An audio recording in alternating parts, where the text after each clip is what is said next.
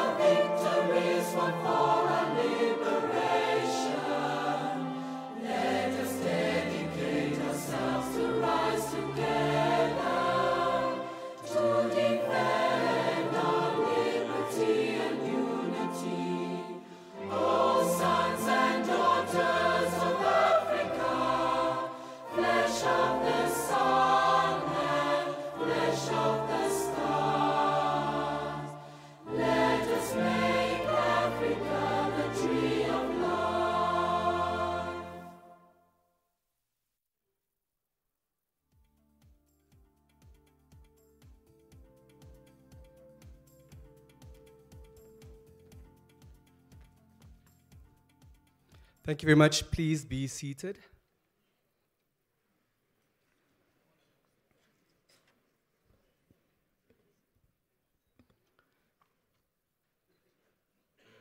A quotation attributed to none other than Charles Dickens states, "Reflect upon your blessings, of which every man or woman has plenty, not on your misfortunes, of which all men and women have some." Her Worship, the Mayor of Windhoek, Councillor Sade Governors, the Green Hydrogen Commissioner, who also doubles up as the Presidential Economic Advisor, Mr. James Nupe, Ms. Nangula Wanja, the Chief Executive Officer and Chairperson of the Namibia Investment Promotion and Development Board, Mr. Jason Kasutu, the Chairperson of the Economic Association of Namibia, Dr. Clemens van Dodere, Resident Representative of the Hans Zeidel Foundation in Namibia, fellow progressive thinkers and excellence practitioners, ladies and gentlemen, welcome to the Namibia Green Hydrogen Conference 2022. A round of applause is indeed in order. It's an absolutely amazing turnout in person, but we'd also like to welcome those tuned in the virtual space, also on the platforms of the Namibian Broadcasting Corporation. Now, our focus over the next 2 days is about Namibia towards a green hydrogen hub on the African continent. I think there's wide-ranging consensus that the time indeed is now. and that we are ready. In fact, as the land of the brave, I want to categorically state that we were born ready in any event.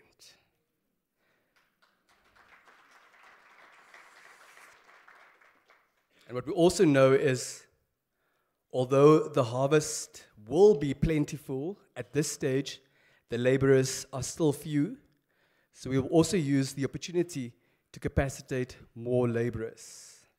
The next 2 days are critical to influence policy, but to ultimately establish this beautiful country as a green hydrogen hub, not only in the SADC region, certainly not only on the African continent, but globally. It is my conviction that the deliberations will be engaging, will be fruitful, and we will conduct ourselves with that common purpose in mind. We're grateful for your presence. We're grateful for your expertise that you will be sharing so altruistically and so generously. Without any further ado, I'd like to call on Mr. Jason Kasutu, the chairperson of the Economic Association of Namibia, for the official welcoming and opening remarks. Let's give him a round of applause, please. Let's give him a proper round of applause, please.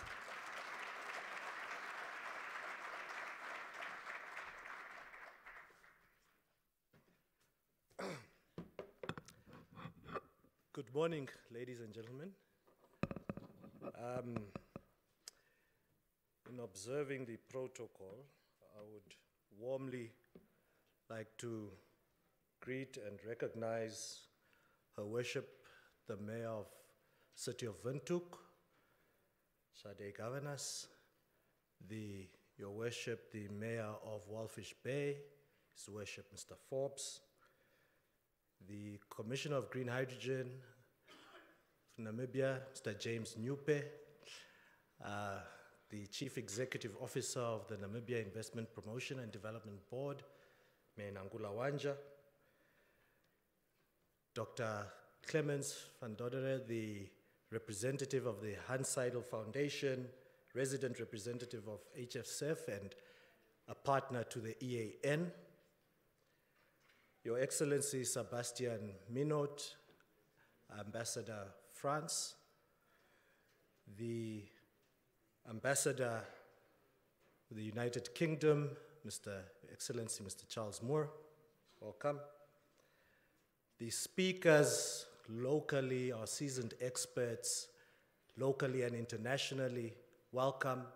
Of course, very importantly, our funding partners whose logos are displayed in our material, welcome.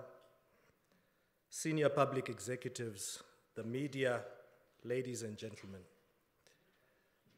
I don't know if it's only me, but those who are accustomed to the weather in Namibia, it's probably the longest winter I have ever experienced.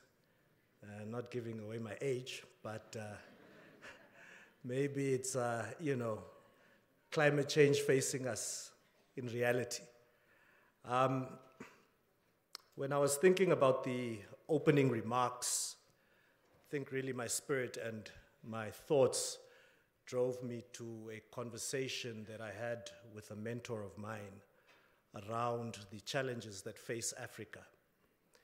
And I could really only I singled out for me in that conversation one thing when he said that the biggest challenge facing Africa is that Africa or Africans not being part of crafting the solutions to Africa's problems.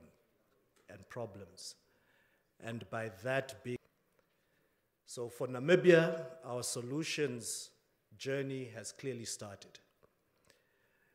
It is evident in the design of this conference that the collaboration of local, regional, and international ideas and experiences is going to take place over the next 2 days to solve a two-dimensional problem, which I will allude to in a bit. As the Economic Association of Namibia, This National Conference on Green Hydrogen marks our annual conference. Last year, the topic was agriculture. And for this year, we found nothing more fitting or urgent than to discuss, create a platform for dialogue on green hydrogen, and especially what it means for Namibia and what it means to the global village. A conference of this nature means very little to nothing without four key drivers. One, being forward-thinking submissions and contributions. Two, robust dialogue that will actually feed into and stimulate our thinking. Three, practical solutions that chart new vistas and influence policy. And four, broad public participation. So as the Economic Association of Namibia and our partners, Namibia Investment Promotion and Development Board and the HSF, we're really happy to see the turnout, not only from the pool of experts and dignitaries, but also from the public in general.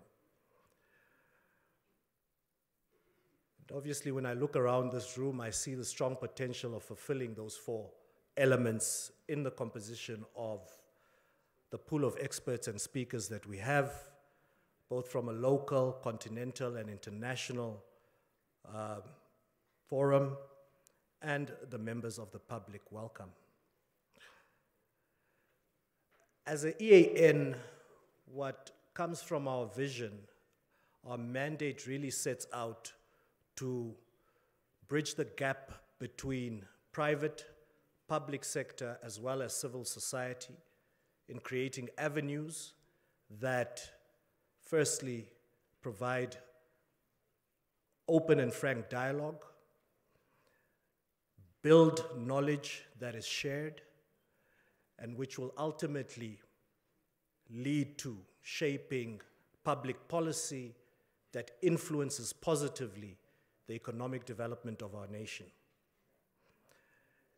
Hence, a natural symbiotic relationship or meeting of the minds took place when the EAN, with the support of the HSF, went to sit with Menangula, Margaret, and the team at the Namibia Investment Promotion and Board to bring to reality a national green hydrogen conference that encompasses regional and international collaborations. Now, as I reach the close of this welcoming, let me go back to the two dimensions I mentioned earlier, and the dimensions or the two-dimension problem that we are aiming to solve. The one dimension is that the impact of climate change is there, it's a reality, even though as a continent, let alone Namibia, we contribute very little to CO2 emissions compared to the rest of the world. We are still not excluded from the effects of prolonged droughts and changing weather patterns. However, in most parts of the continent, including Namibia, we enjoy an abundance of fresh air. Our pollution is poverty and inequality, which is the second dimension of the problem. Most Namibians sitting in this room have the means, but you would also relate that you don't have to go far to see the gap. A quick trip to Katutura or to your village to visit family illuminates the inequality straight in your face. And that is also the pollution that we need to start solving for. It is equally the other dimension of the problem. And hopefully with green hydrogen as a new industry, not only in changing the structure of our economy, but would be able to address that two-dimensional problem. So over the next 2 days, we trust that we will keep these dimensions in mind, that we appreciate the opportunity to own our problems or the problems that we face, and the opportunity to own the solutions that we bring to the table. With that, please engage and enjoy, and a hearty welcome to you all. Thank you.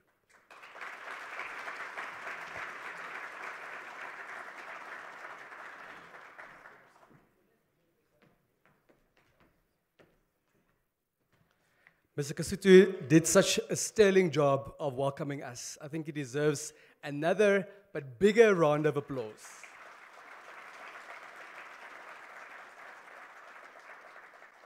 And now that he's welcomed us, despite his role and his involvement and his passion and his driving and what I referred to last night, dreaming force, on my own behalf and on behalf of everyone present in the room, but also those tuned in virtually, I would like to welcome Mr. Kasutu also to the Namibia Green Hydrogen Conference 2022. I want to concur with him. I'm very tempted, and I can't resist the temptation that it has been way too long a winter. But let us, with the opening of the Green Hydrogen Conference, also declare that it will signify the official arrival of spring, even if it's only for the next 2 days. I loved what he referred to as the start of our solutions journey. It touched my heart when he referred to our pollution being poverty and inequality, and that is something that we need to have regard to all the time.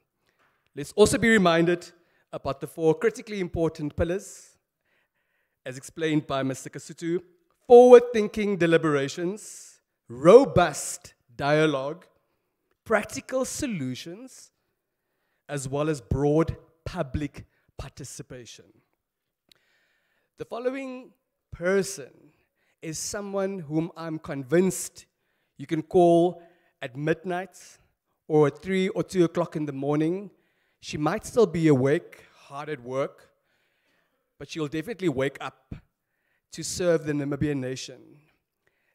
It's one of the most dependable Namibians I have ever come across in my lifetime. And as you can tell, I'm not that young anymore, so my lifetime spans over a number of decades.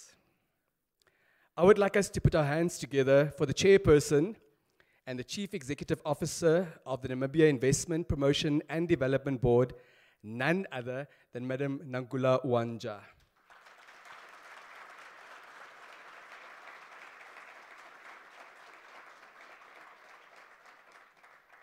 One of the most dependable Namibians deserves a bigger round of applause than that one.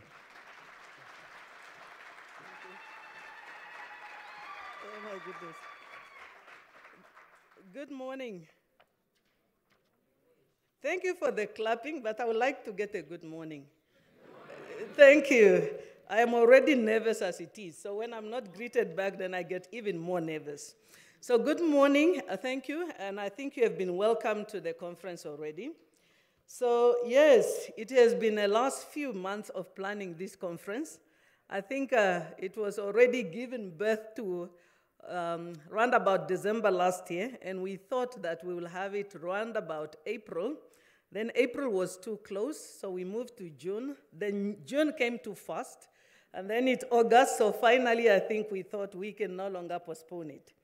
So what I'm supposed to talk about is why this conference, and now you say it's not about me, but then I put my story. But probably it's because my story could be like the story of many of us here this morning. So I don't know how many of us did majored in chemistry at high school, but I did almost physics, chemistry, mathematics, additional mathematics. So yes, I'm a chartered accountant, but I never knew about accounting until my first year at university. So I studied science.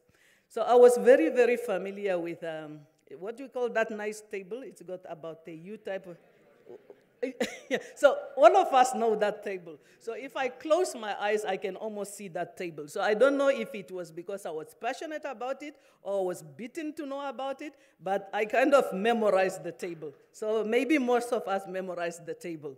And I only remember like iron is Fe or something like that.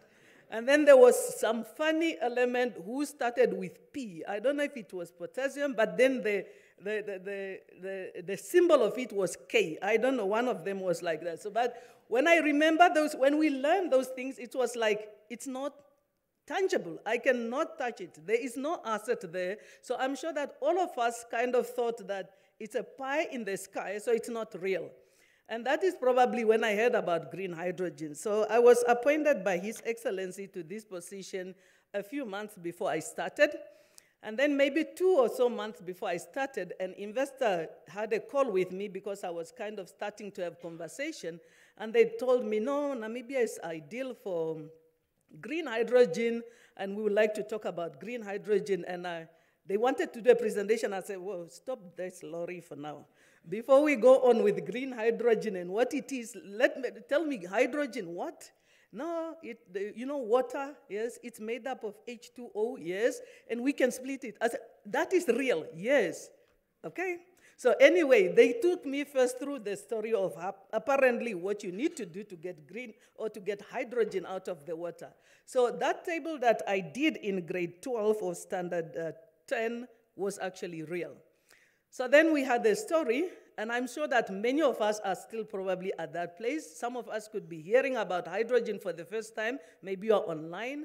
I think I have moved on a little bit, but I'm at a level where I think my colleague Albi Bota will say, I just know enough to be dangerous. How many of you are at that stage? You just know enough to be dangerous. Whether it is dangerous positively or it is dangerous in a negative manner, you just know enough to be dangerous. So what is the purpose of this conversation? The purpose of this conversation is probably, hopefully at the end, I don't know if it is Dr. Grant or it is somebody else who knows more, they will probably give us a certificate of Green Hydrogen 101 after this conference, or maybe this is what they call a master class. So let us where we are. So quickly, why are we as the Namibia Investment Promotion and Development Board involved in this conference? When I was appointed, there's about 8 tasks that I was mandated with by His Excellency. And one of those tasks was in collaboration with, working with other stakeholders, make sure that you promote a collaborative role between the public and the private sector in order to stimulate economic growth for Namibia. So that is one of our mandates.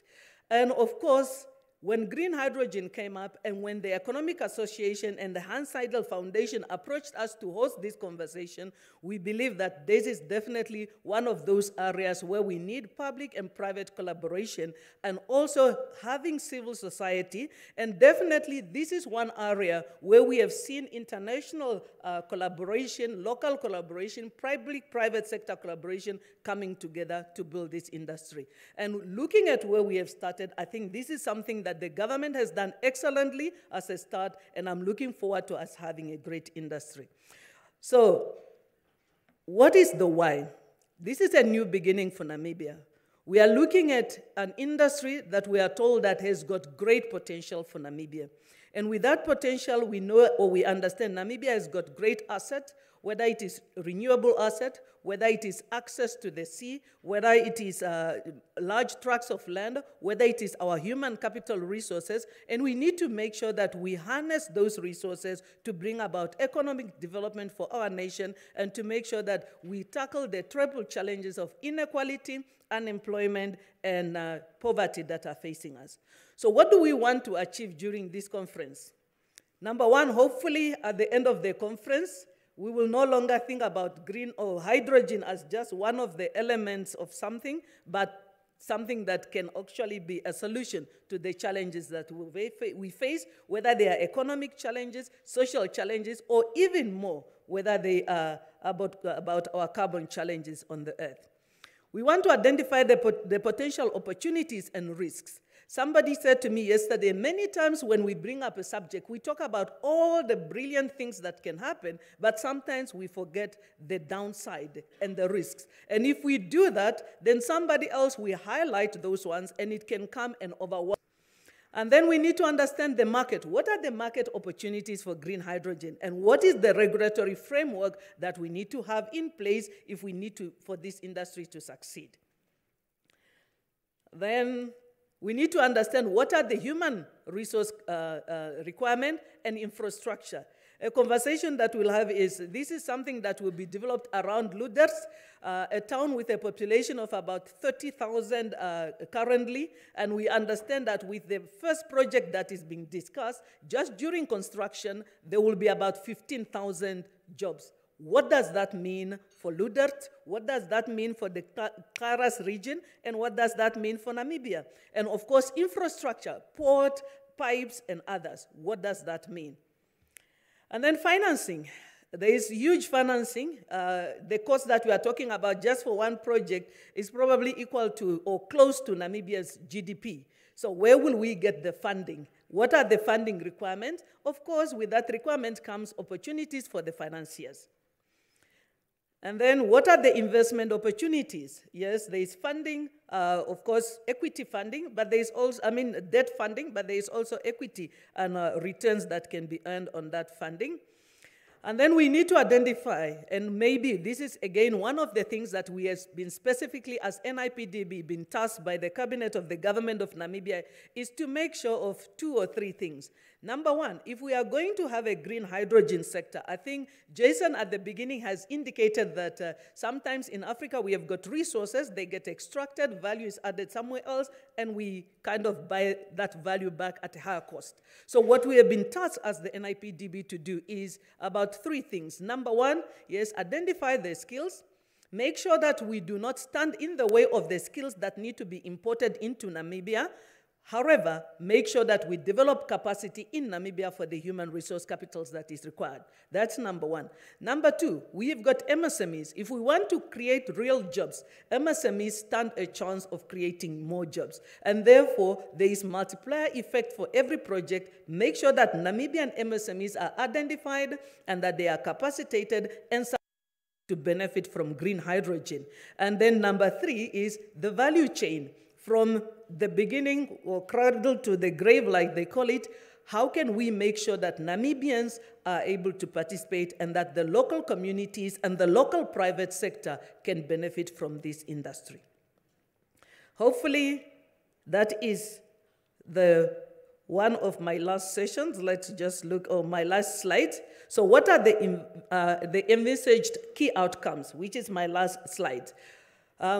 Hopefully, after these deliberatives and after these good dialogues that we are going to have, we will all have a better understanding. We will put together a document of saying, yes, this is what the conference says. As government, we need to consider. As the private sector, we need to consider. As civil society or international community, this is what we need to consider if we need to make sure that we have developed an industry that is sustainable, that is stable, that is contributing to Namibia, to the livelihood of Namibians, and that is taking off, of course, not too fast so that our mistakes are minimized, but also not too slow and prolonged so that we do not, we fail to reap the benefits faster. So with that, once again, you have been welcome to the conference. I'm looking forward to having great conversation with you. Thank you for everybody that is participating in person and also everybody that has joined us online. Thank you very much.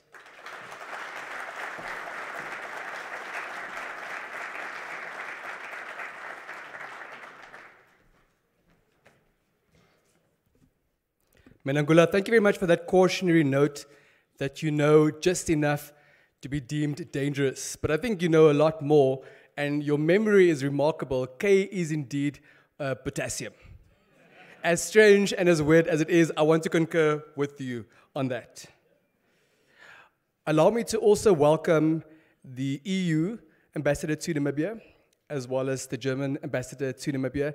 It's a demonstration of the high-level commitment to make sure that we establish a green hydrogen hub here in the land of the brave. The next speaker, I'm sure, has both been inhaling and exhaling green hydrogen for at least the past 18 months. Yes, you heard that correctly. He has been inhaling and exhaling green hydrogen for at least the past 18 months. If you were to consult the Oxford Dictionary, specifically under E, and you get to eloquent, his name would be next to that word in the Oxford Dictionary. You can test the allegation, consult your dictionaries if you need to. I'll give you a moment. He doubles up, as earlier put, as both the Presidential Economic Advisor, but also Namibia's Green Hydrogen Commissioner. Ladies and gentlemen, let's please put our hands together for Mr. James Newpay.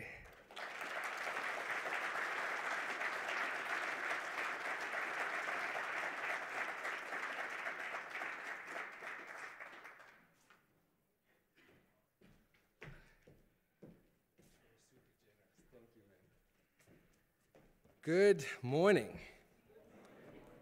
You know, I've done a couple of these by now in a few places around the world, but I must say this is the one I'm most excited for by far. I think Menangula's chemistry lesson, I couldn't have started the morning any better than that. So I used to work for and Miss Nangula when I was a trainee clerk at PwC. So to see her giving lessons in the morning is a familiar sight for me. But likely today she didn't ask me for my homework in front of the whole class. So I hope the slides go well. Be that as it may, I'd really love to thank everyone for coming. I mean, sitting back there, I'm sort of standing there with a lot of the guys that we've been working with for the past year, the Performance Delivery Unit, etc.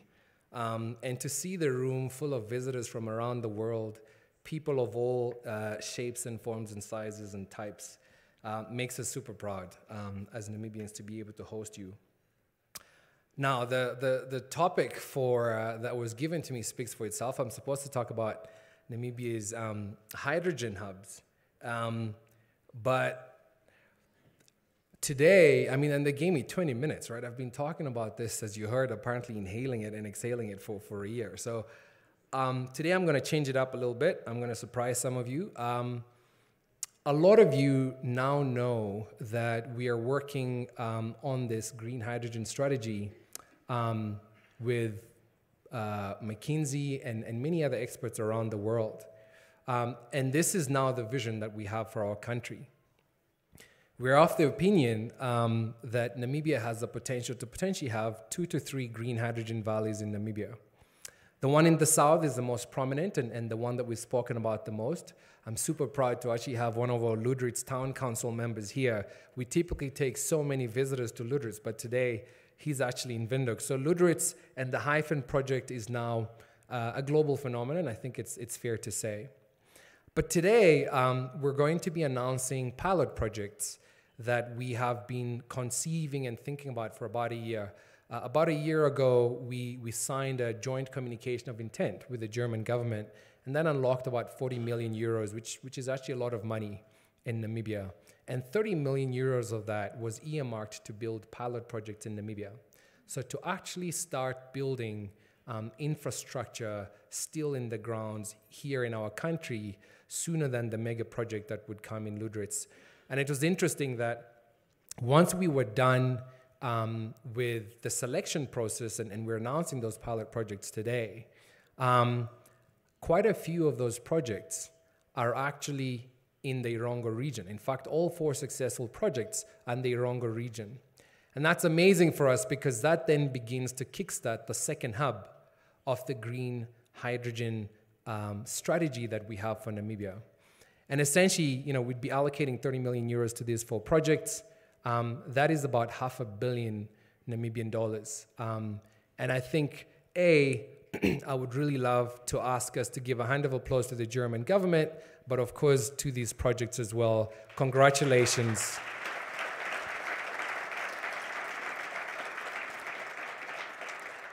To the Dauro project, the Namport applications project, which of course is being sort of run in conjunction with Namport, the Clean Energy project, which is a really cool service station, and then of course Trans-Namib as well, where we're going to be looking to build, get this, dual-fueled hydrogen trains in Namibia. Every time I'm always like, what does that actually mean? So you've heard my voice very often. I'm actually going to quickly flip through these slides and actually eventually invite up the successful applicants to talk to you a little bit more about this. This one in particular will be decarbonizing various port facilities at Numport, including a tugboat and other assets at Numport. From what we understand, it will be the first of its kind in Africa, which, by the way, when we were reading these applications, was really inspirational. You would have seen there as well, similar with this project. I'm not going to say much about this because Ike, sitting there next to Sven, guys, thanks a lot for having the courage to invest in Namibia. Ike is going to come up and tell you a little bit more about this project. But this will be a pretty beautiful generation project right there in Walvis Bay, creating the hydrogen that we're going to start deploying into the mobility sector. I'm super excited to see this going. I mean, I honestly can't wait to drive there with my family one day and pull up in a hydrogen vehicle and hopefully fill up. Super proud to have TransNamib in the room as well. I'm going to get Logan and the guys from Hyphen Tech to talk about this project as well. So I'm not going to spend too much time talking about that, but needless to say, you know, when we were at COP27, one of the key sectors that the world, together with our president, agreed to decarbonize was the transport sector.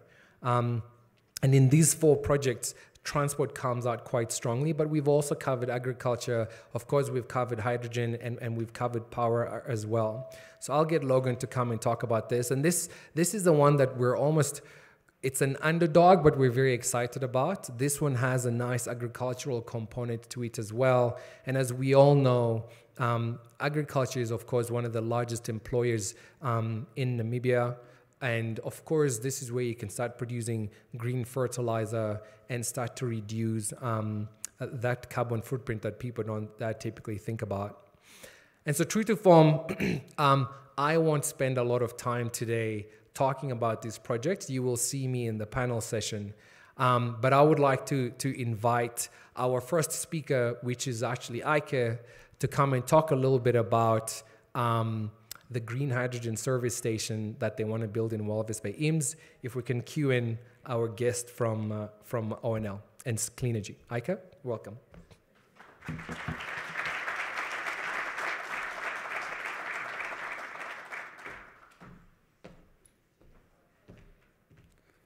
Thank you, James. Good morning.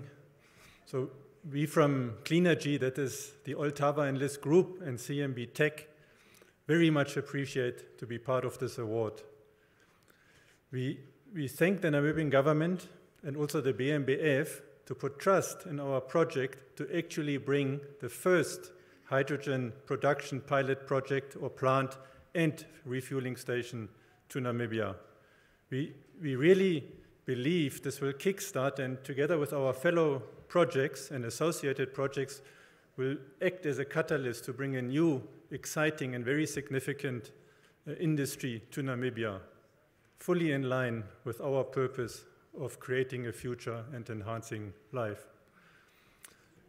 Behind me on the screen, you can actually quickly see what are we actually putting up there. It will be up and running end of 2023. It's PV solar. It is a 5 megawatt electrolyzer. It is a refueling station, and it is a training center. The hydrogen that we produce there will actually act as an enabler and will power the related projects in our partner projects, in the port sector, in the transport sector, be it rail and road, and also within the mining sector. So all these projects are really interlinked and feed off each other. Thank you very much.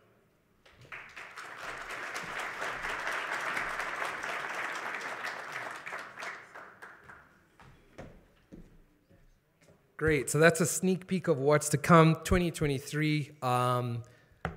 Yeah, I don't know. We need to get the dealerships. I hope Pupkewitz is listening, but we need to get those hydrogen cars on the road by then.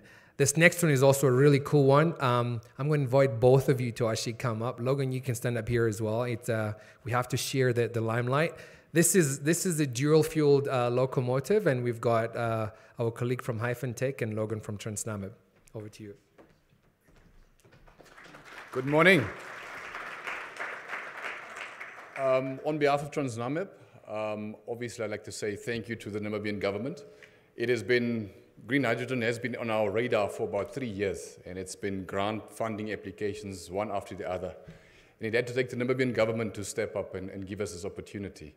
And Andrew Carnegie used to say, you should surround yourself with smart people, and that's why we got people like Hyphen to come and help us. So I'm going to give it over to Conrad to take us through the project.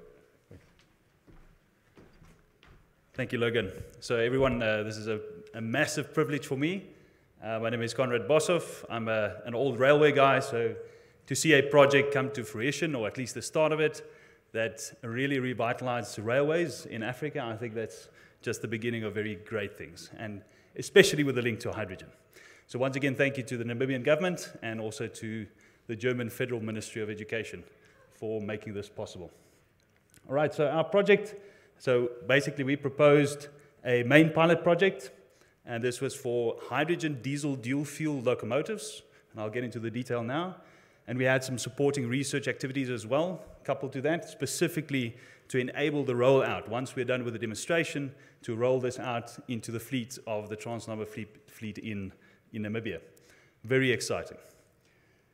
So we had some of the partners there, supporting partners, including CMB Tech, which is the technology partner. We have the University of Namibia, that was part of the academic research and technical support. Also the Namibian Green Hydrogen Research Institute, Traction, which is a railway logistics operator and rolling stock owner, and then TransNamib, a key stakeholder in this. Right, so the project brief, basically we're looking at the location of the project would be Walvis Bay to Kransberg. It is a line just to the northeast of Walvis Bay, and we would be doing round trips between there and the yard at Kransberg.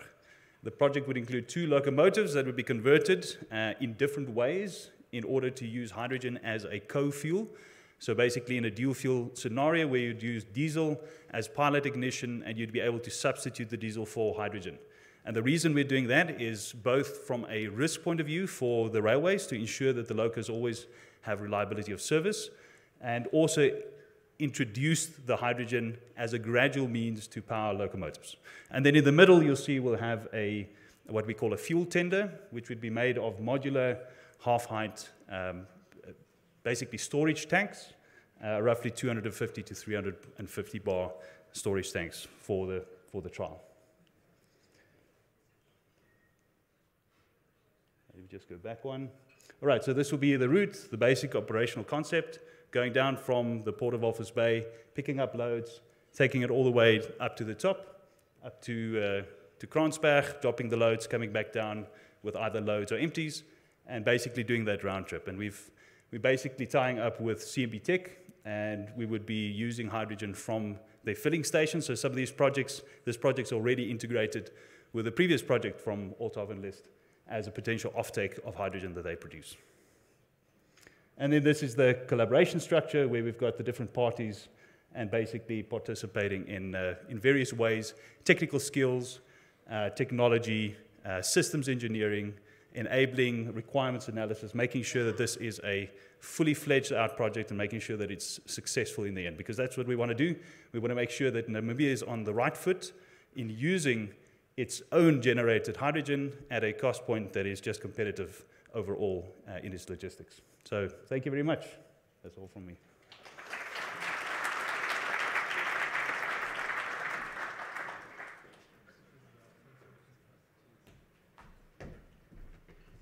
Brilliant. See, you see, that was much more fun than listening to me talk for 20 minutes. And just as we thought we sort of finished, the last person I'd love to invite up is one of the funnest and you know, like most proudest people that I do get to work with in the hydrogen industry. You would have noticed in a lot of the pilot projects, there was an academic research component to them. So the project application had a module 1, which was a commercial aspect of it. And of course, module 2 was the academic research part of it. And UNAM and the Namibian Green Hydrogen Research Institute and NAST all put in effort to try and articulate how actually our students would start getting involved in these projects so that they can start problem solving for the future that they actually want to see. So I would like to invite Dr. Zivai. There he is at the front. And he can come and tell us a little bit about how either UNAM, NAST, or the NGHRI will be working with some of these pilot projects that we're announcing. Dr. Zivai, the floor is yours.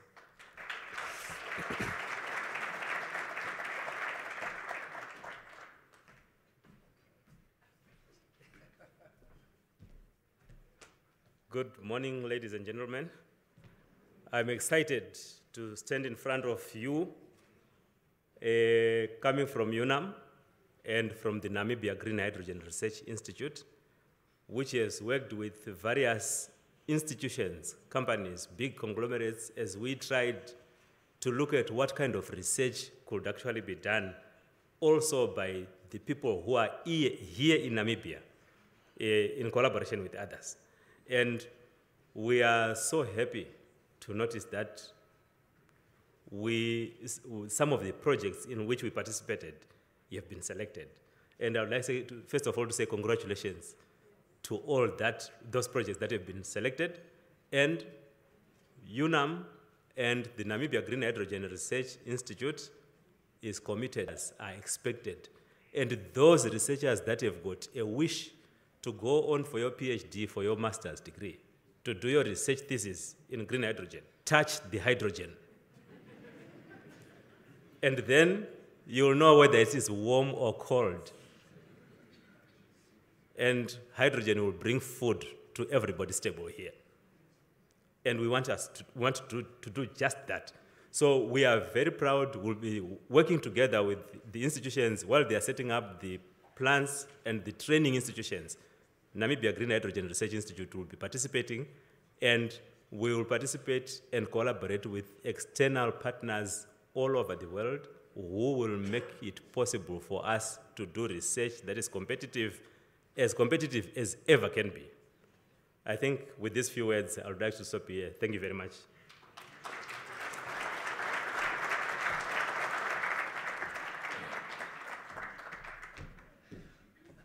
Great. That was actually going to be my main message, right? My main message is that the government has conceptualized, it's created a vision, and we've now hopefully started creating a conducive environment for the private sector to begin to do what it does best, to invest, to take risk, to research, to explore, and in the process to help the economy start, kickstarting and running again. So what I would now love to do is something I've seen on TV the whole time, but I've never been a part of it because I've never bought a lottery ticket. But at the back there somewhere, there's a big check that Panache is going to bring up. So Panache, by the way, this guy is in the back of the engine room of a lot of what we've been doing for the past 2 years. He's part of the performance delivery unit that is overseeing HPP2. And so no one ever really sings his praises publicly, but I'd really love to say thank you to him and the performance delivery unit for making a lot of this possible. It's heavy. It's 30 million euros heavy. And so at the moment, I'd like to call up all of the guys that were here, Ike, Transnamib, Dr. Zivai, because, people want to take photos, and I can't hold the check alone. And Ambassador Beck, why don't you come up as well? I know you weren't prepared, but, we couldn't get the BMBF here as well, so please come and help me hand this over to the colleagues. Ambassador Beck is the German ambassador, by the way. A round of applause. How are you?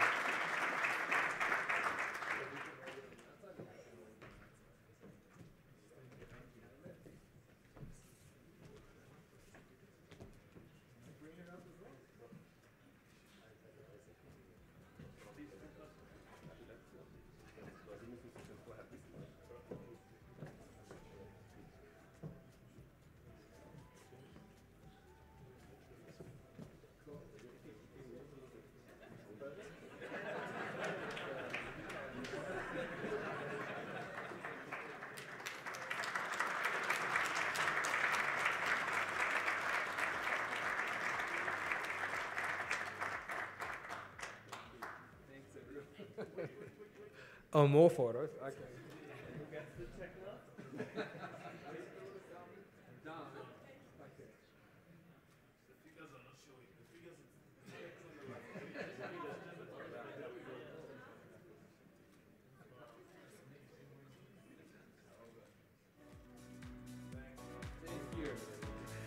Brilliant. Thank you, colleagues. That's my session. Appreciate it. Cheers.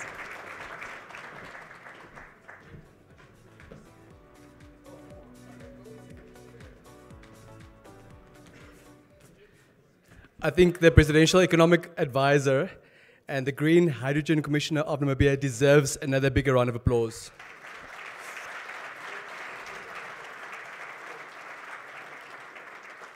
But I wasn't going to let him go because I'm super confused now. In fact, I've got an anxiety attack happening as we speak. I just want to know, James, yes or no, we didn't just sell our country for 30 million euros. I think you need to put that on the record. No. Although we can maybe add a few more zeros and then we can talk. There you have it. We'll have to hold him accountable. Please give him another round of applause.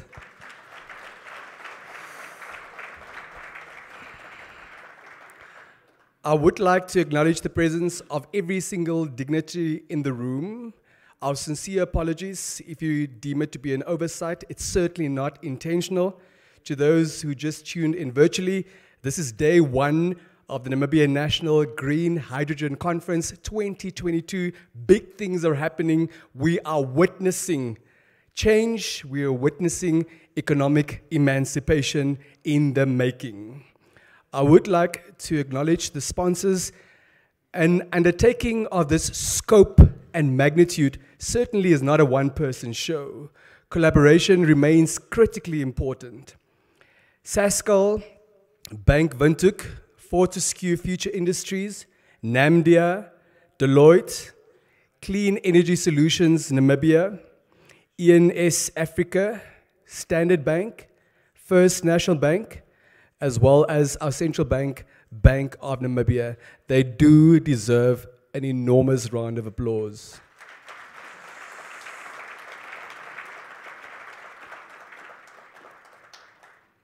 The following gentleman is already in the country for his third visit, if my memory serves me correctly. What I told him is, if you are a first-time visitor in Namibia in the room today, I promise you it certainly will not be your last visit. It's a very contagious environment. You fall in love right away, and it's a love that will never leave you. To talk to us about the hydrogen market today and in 2050, boosts as well as barriers, why hydrogen is the missing element for decarbonization. It needs to be removed on the international front, but also in Namibia. Dr. Hans-Dieter Hermes, Vice President, Worley International, herzlich willkommen, Sie sind jetzt dran.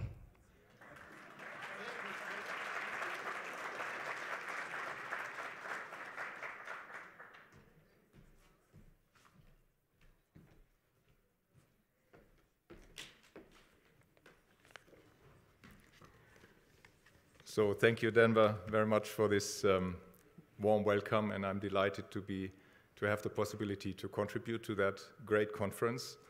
And I was asked to, if possible, summarize some of the findings into an advice or a topic, and I was thought like, think global, act local. But after what we have heard already from Menangula, from Jason, and all the pilot projects that James presented, I think the act local is ticked off. You're on a good way already. So congrats for that.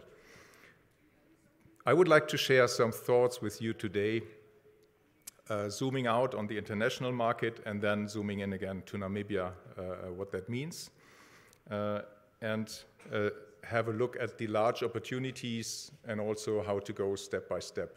Because in the international community of all stakeholders, companies, governments, SMEs and startups being involved in this new market, we have seen the last 2-3 years a discussion about the what, how large can this market be, which volumes need to be produced, where could they come from, And now the discussion in the next years, upcoming years, is more about how to implement it, how to do it, and how to get started and how to learn from each other. So that's where this next minutes are focused on. Why am I talking about hydrogen as part of Worley? Worley, we are engineers. We are 51,000 people with also 3,000 consultants, so engineers and consultants. So we are the ones bringing the plans and the projects onto the road. We are analyzing, we are planning, and we are constructing projects.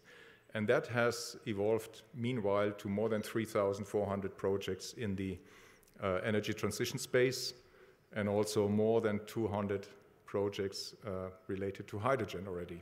So what we are doing is to get experience with international teams in one country in project A and carry it to the project B in the next country, and so on and so on.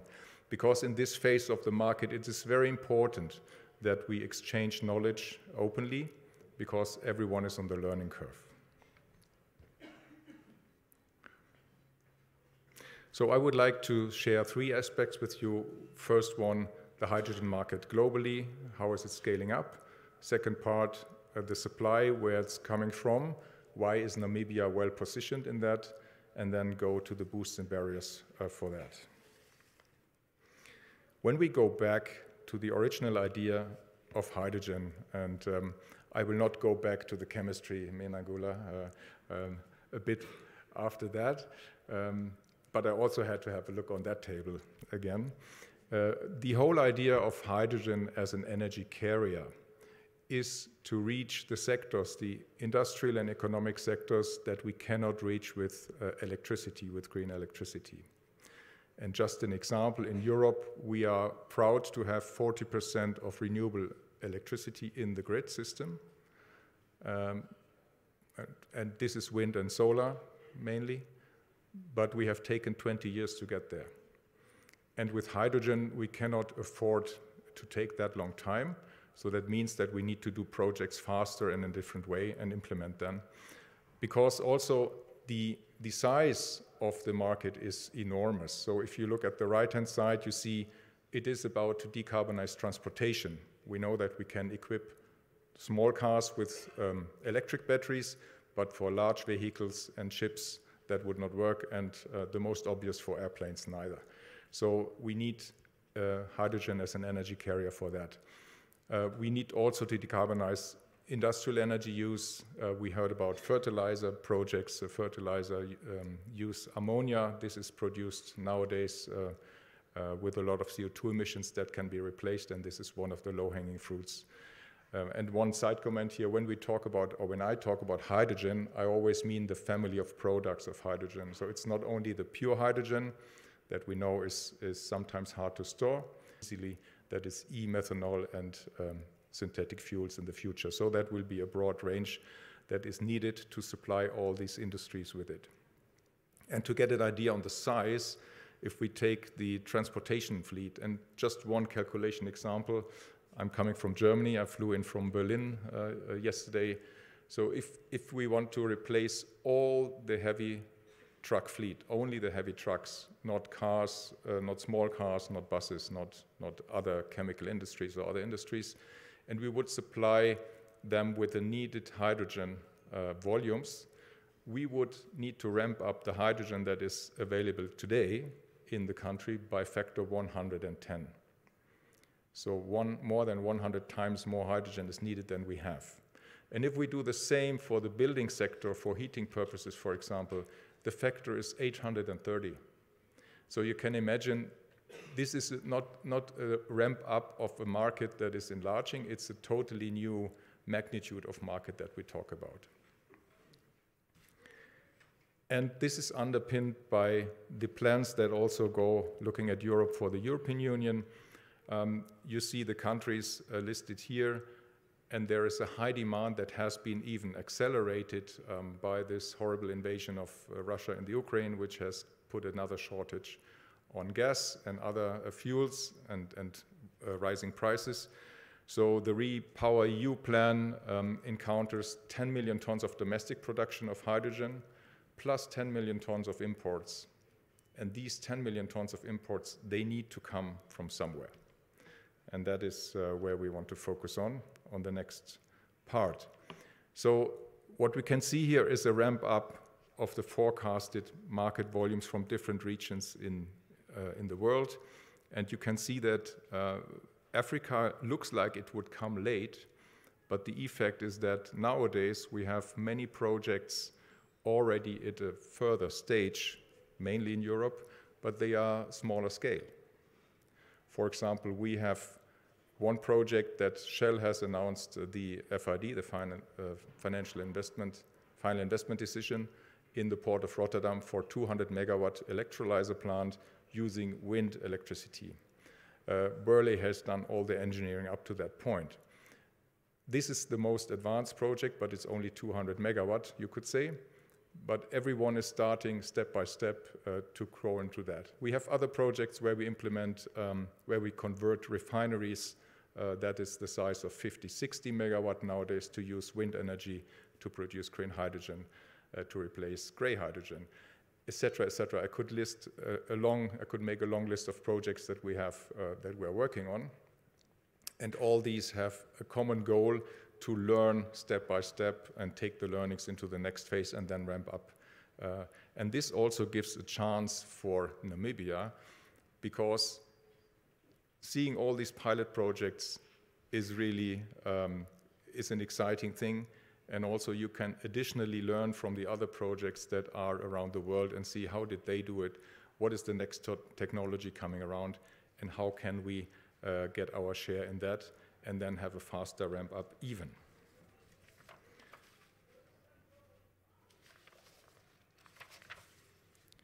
And the question is, if we ask where does this hydrogen come from, in which countries, this is only continents shown here.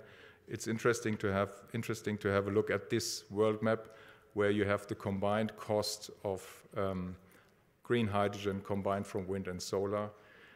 And you can see definitely that Namibia is in a good spot. You see the dark red part, and also a few other countries. So that gives an explanation why we have to collaborate between Europe, for example, and Namibia and other countries to discuss how to get the production moved on and raised.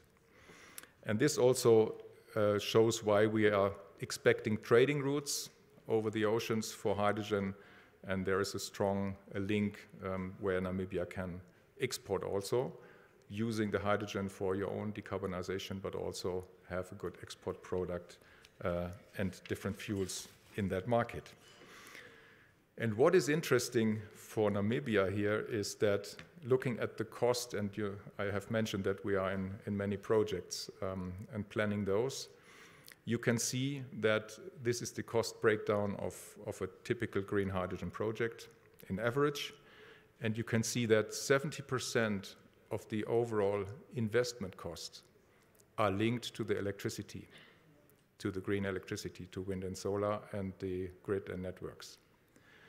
And that tells us that first, this is the biggest roadblock that needs to be removed, or the biggest planning part that helps projects to grow. And the other one is that in the future we will see a lot of technical innovation in this value chain, because it's a very complex value chain, starting from solar radiation to solar panels, then transport via the grid, then store electricity, then produce hydrogen with electrolyzer, store the hydrogen, and then produce ammonia or other derivatives out of it.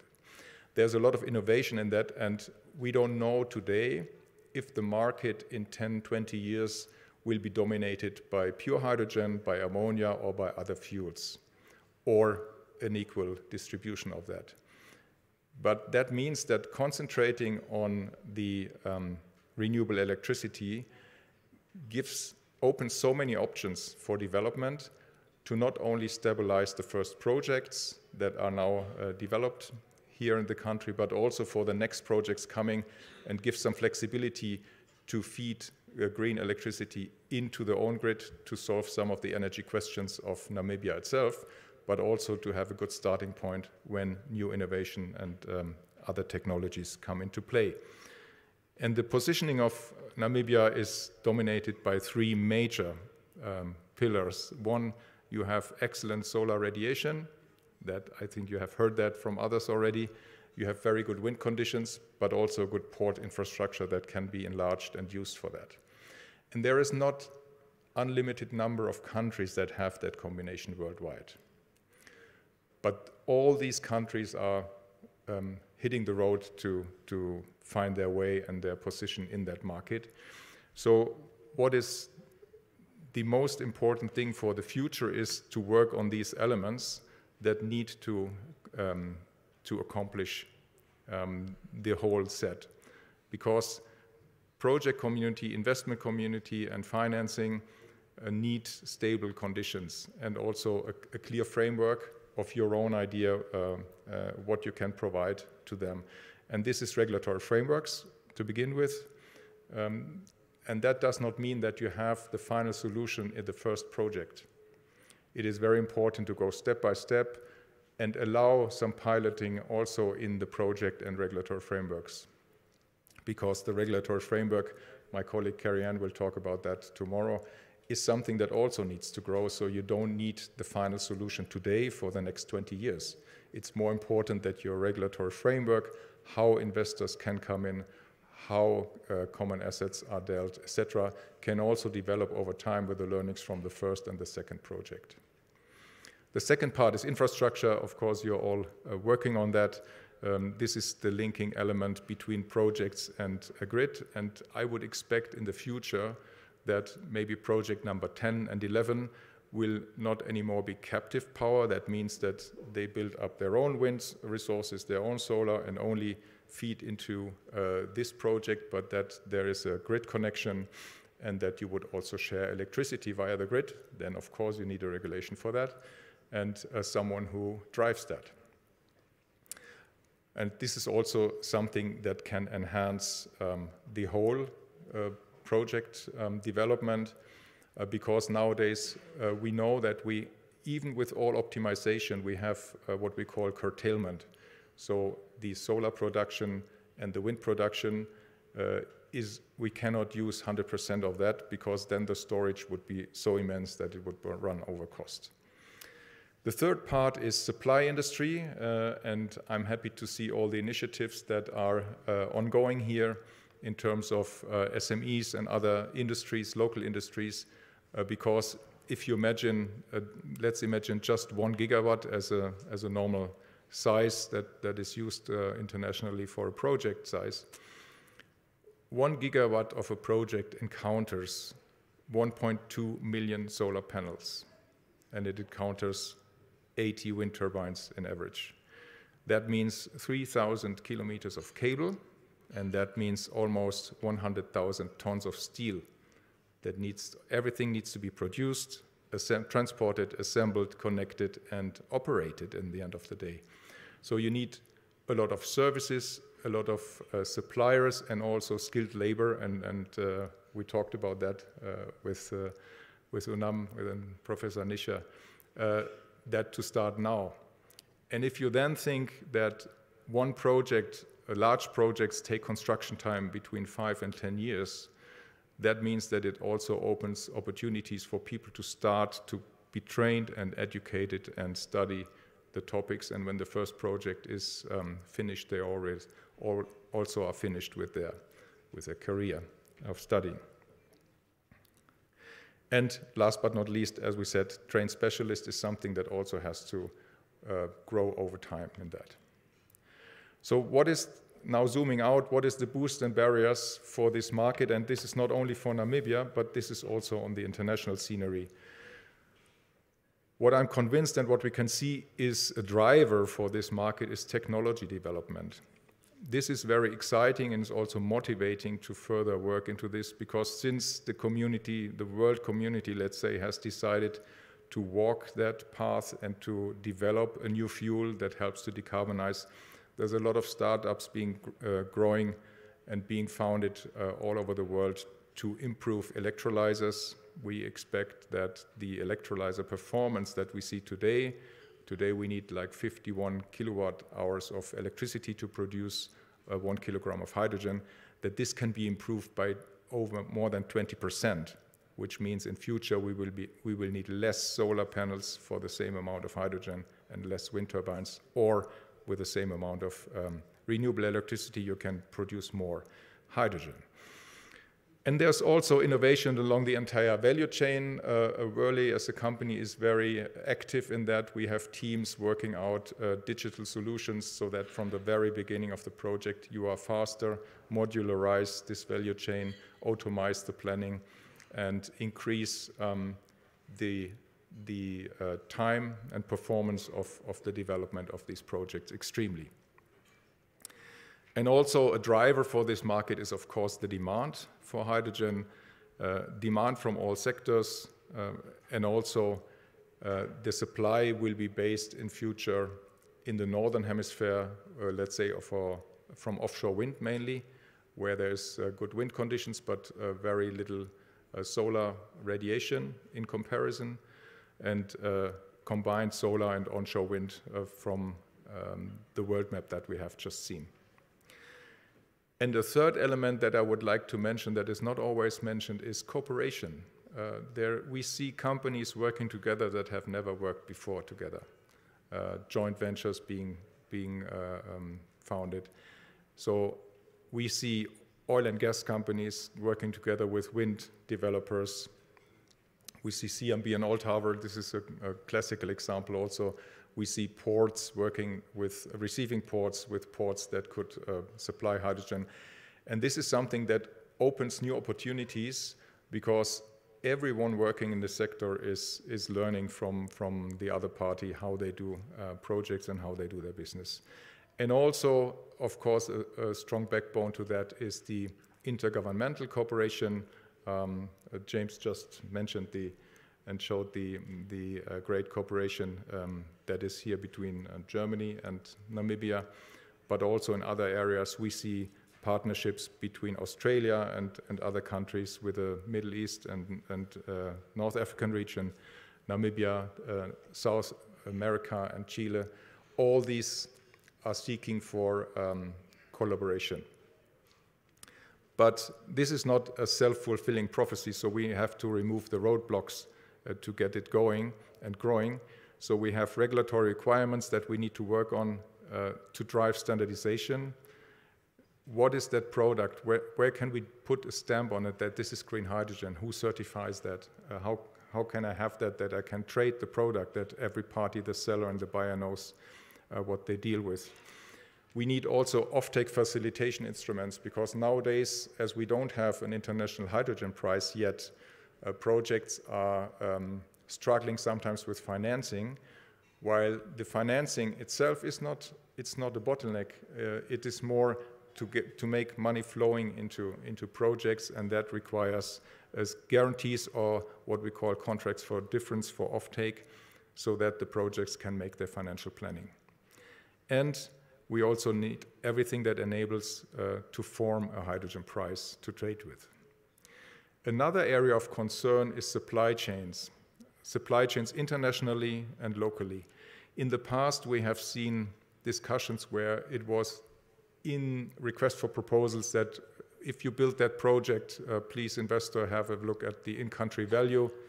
And I'm almost, that's my last slide, that we need more in-country value and what is in for the local community. Nowadays, we see that we discussed this from two angles. One is to get more economic value inside country, but also to de-risk the supply chain. Because if you have every single part of your construction coming in internationally, you increase your risk of disrupted supply chain, as we know, which is a major risk today. Cost of components is another area to work on, and also local production can help to deal with that. And last but not least, to work steadily and further on circular economy. Hydrogen needs a lot of water. there's a lot of water in the world, but not in the right place, I would say. And it's encouraging that the investment cost for the water supply, the desalination for hydrogen, is normally around 1% of the capital expenses. That means it opens opportunities to talk about, to produce a bit more water and supply that to others. And last but not least, infrastructure and shipping. We need to discuss shared assets for projects, pipeline, and later high voltage lines. That is some area where we also share our knowledge with. And investment in ports to make them hydrogen ready, also on the receiving end, on terminals. And shipping is we could fill a full conference with only shipping. There's the race is on the best technology and which fuel is the best fuel to transport. But summarizing with all that, I would like to convey the message that in Namibia, but also in other countries, what is needed is that governments, developers, investors, everyone, suppliers, engineers, all parts of this game, so to say, need to cooperate to commonly remove the barriers to scale up low-carbon hydrogen to meet the high demand that we have worldwide. And only then we have a chance to not only implement good projects and have a good business locally, but also contribute to reach net zero emissions by 2050. Thank you very much.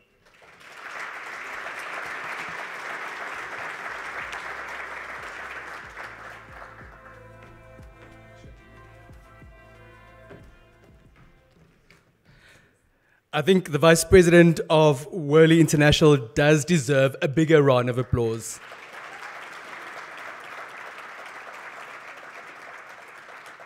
Herr Dr. Hans-Dieter Hermers, wir bedanken uns sehr herzlich bei Ihnen. Danke, dass Sie gekommen sind. Is that a round of applause from that corner?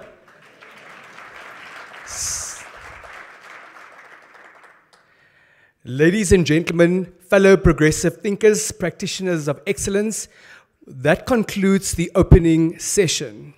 I do hope that we are ready to get our hands proverbially dirty and get into the nitty-gritty of it all. We have a very jam-packed program for the rest of the day and tomorrow. Yes, we appreciate the expertise. Yes, the devil indeed lies in the detail. But I would like to very kindly, it might get less kind later, appeal to all the speakers to keep it brief and to the point so that we make sure that we are out of here on time towards the end of the day. Is that a deal? Is that a deal? It doesn't sound like a deal, but I will still hold you accountable nonetheless. Session 1 for day 1 of the Namibia Green Hydrogen Conference 2022 is about Namibia being a key player in a new market. We briefly got to see and listen to Dr. Shikovare earlier. He wears a number of hats. In fact, he's so well acquainted with the green hydrogen space that I'm reliably informed that he needs to be reminded from time to time what capacity he finds himself in. But what I appreciate and respect about him, he's knowledgeable in those seemingly closely related but also very diverse fields. Dr. Shikovare, the chairperson in this particular capacity for this moment of the Namibia Private Sector Green Hydrogen Task Force, will help us understand the role of the private sector, the buy-in thus far, and he will also help us further set the scene about the benefits, yes, for large corporates, yes, for small and medium enterprises, but certainly also for the average Namibian, for you and I, particularly those who may not be present here physically today, but who certainly are tuned in virtually. I would like to invite all of you to give Dr. Ziwai Shikovare a huge round of applause.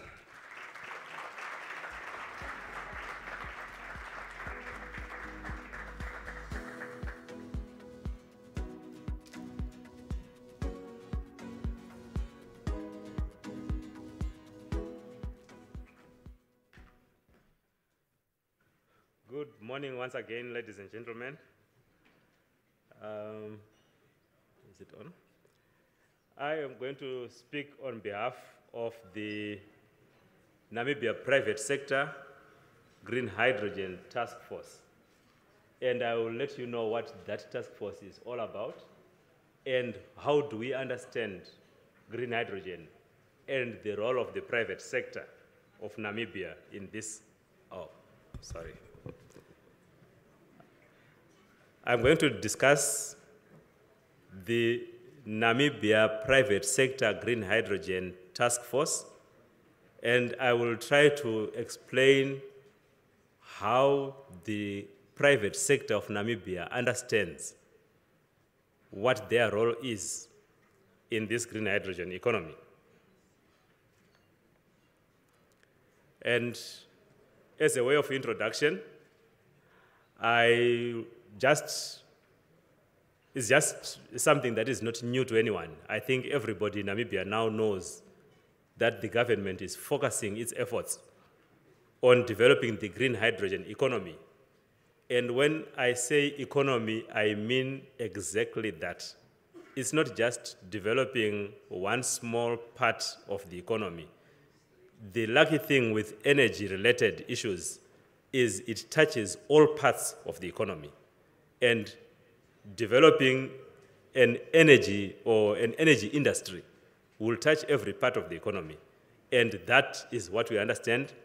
And the Namibia Investment Promotion and Development Board has facilitated that the various associations within the private sector come together so that their voices can be heard, so that they can indicate their interests in this new or in this nascent industry in the country. And the core mandate in this case of the Private Sector Green Hydrogen Task Force will be to ensure inclusiveness, that everybody is included. Please do not come 5 years later and say, oh, you left me out. The chance is now. If you want to learn about green hydrogen, the chance is now. Get in. Do not wait for 10 years later and complain. And the private sector is represented by so many different associations in Namibia. Those with a stake in green hydrogen are invited through those various associations so that they can indicate their interests. And as a way of introduction, I just put this after Dr. Hans from Vole. It's almost like I should not make a presentation anymore on this part. But it is important to note that we need resources to actually produce the hydrogen. Here we are thinking of desalinating seawater. And we need people who have the know-how to desalinate seawater. We will need heat, we will need electricity, generated from wind, generated from photovoltaics, from solar energy. And once we have that electricity, we can break the water molecule into hydrogen and oxygen. We are collecting the hydrogen itself, but if there's too much oxygen, this will be released into the atmosphere.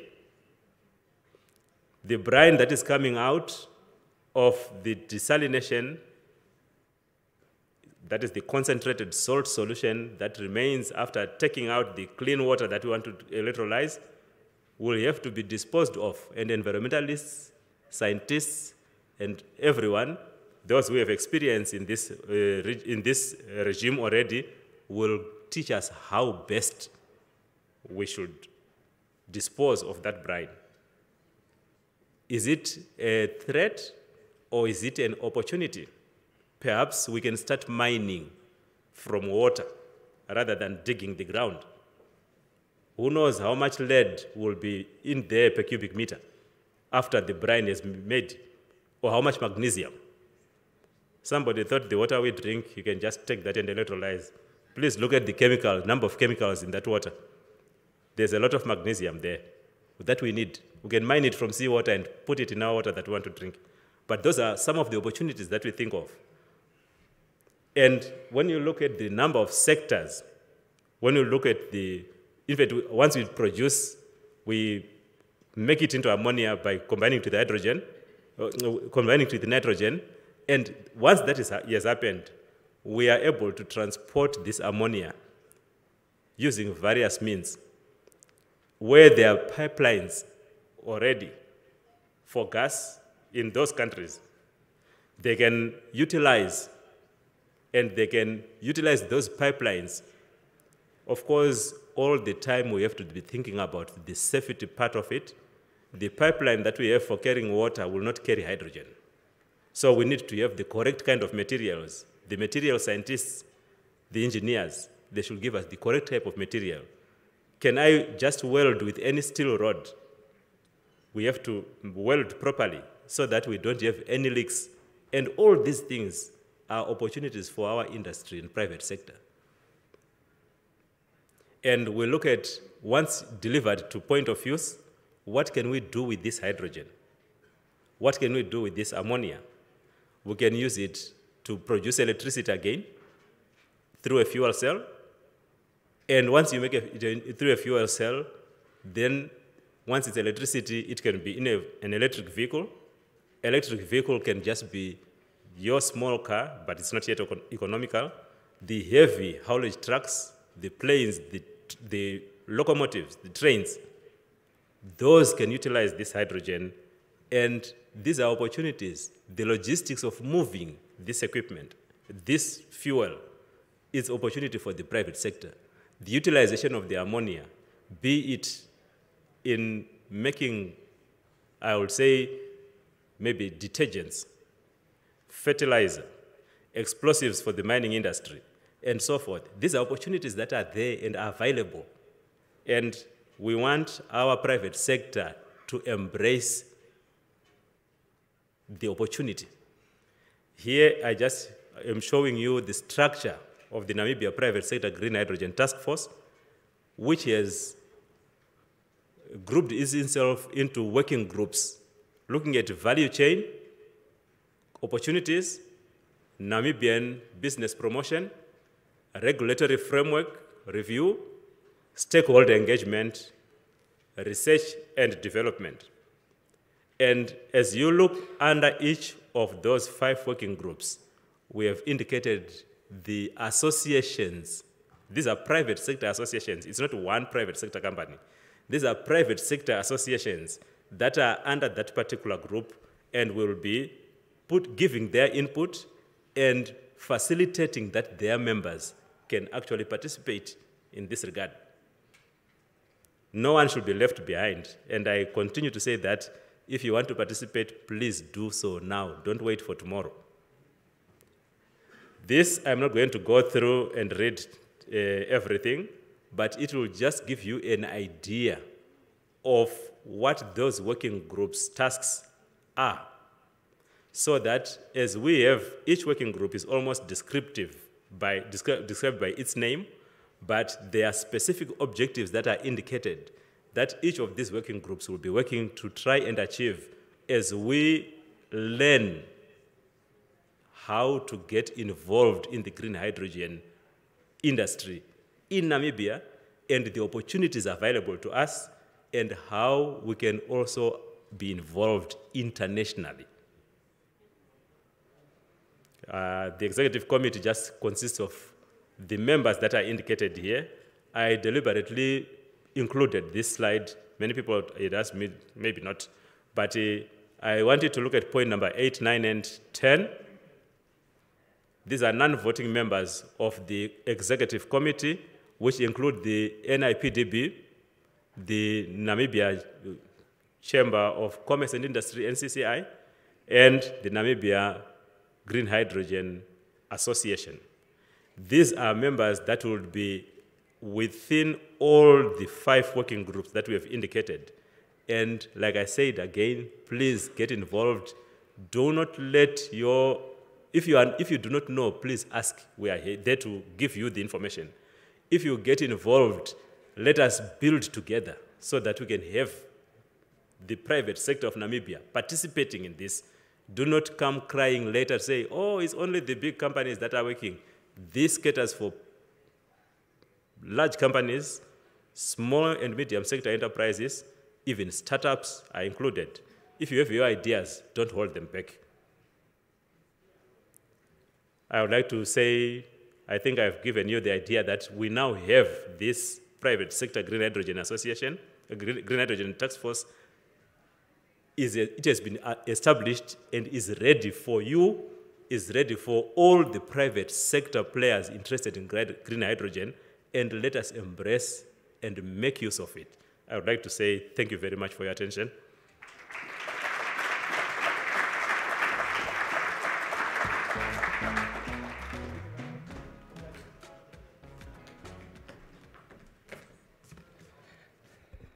Ladies and gentlemen, Dr. Chikuwari deserves a bigger round of applause. If I'm going to be forced to say that all the time, it's going to be a very long day. So please do yourselves a favor and let us not have to do that all the time. Thank you very much also, Doc, for complying with the time. The key message and the key takeaway for me, and it's a very serious one, we cannot afford to rest on our laurels. And then 5 years down the line, we want to cry over that spilled milk. The time is now, and you have an individual, but we also have a collective responsibility to take ownership, to make sure that this resource that will be ours, in fact, gets dealt with as such, and that we hold the councils, the associations, the institutes also, Doc, accountable and see to it that they practice indeed what they preach. There's a very important component relating to how it will affect society, our communities, and how it will filter through on all those levels. And a gentleman who's super passionate about the community, but he's also very clear and very aware and incredibly knowledgeable about the economic impact of all of it. He goes by the name of Mr. Klaus Schade, and he'll talk to us about measuring the social economic impact of green hydrogen in Namibia using a very important tool, namely the social accounting matrix. Mr. Schade is here in his capacity as Associate, Monasa Advisory and Associates. Mr. Schade.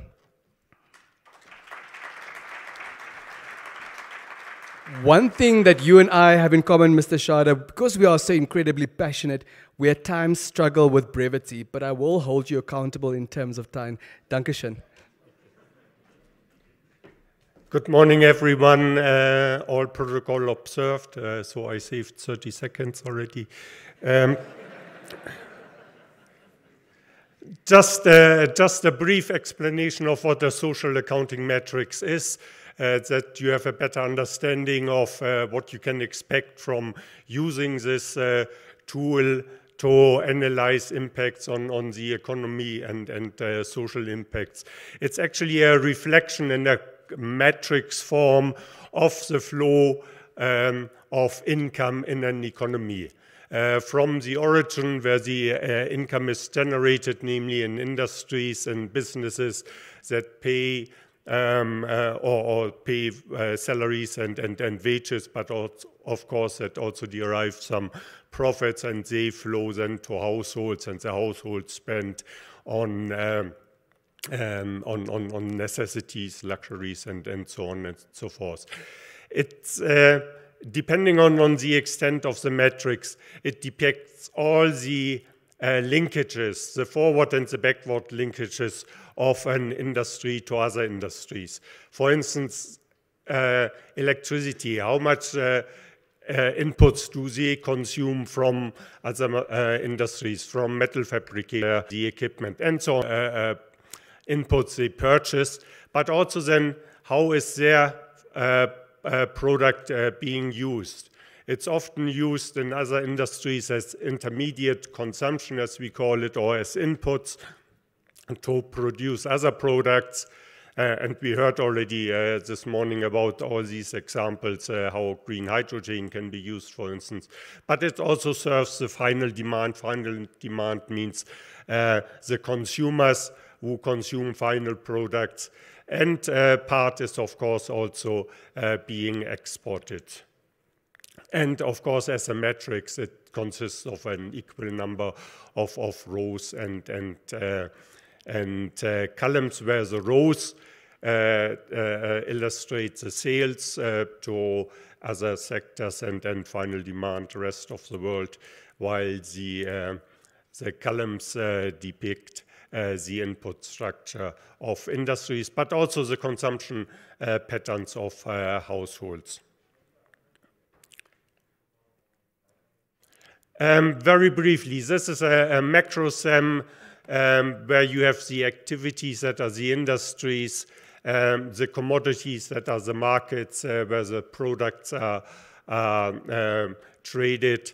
And then what is very important with the social accounting metrics is the factors of productions, namely labor and gross operational surplus. And through the generation of remuneration of profits, households derive an income. They fall under institutions.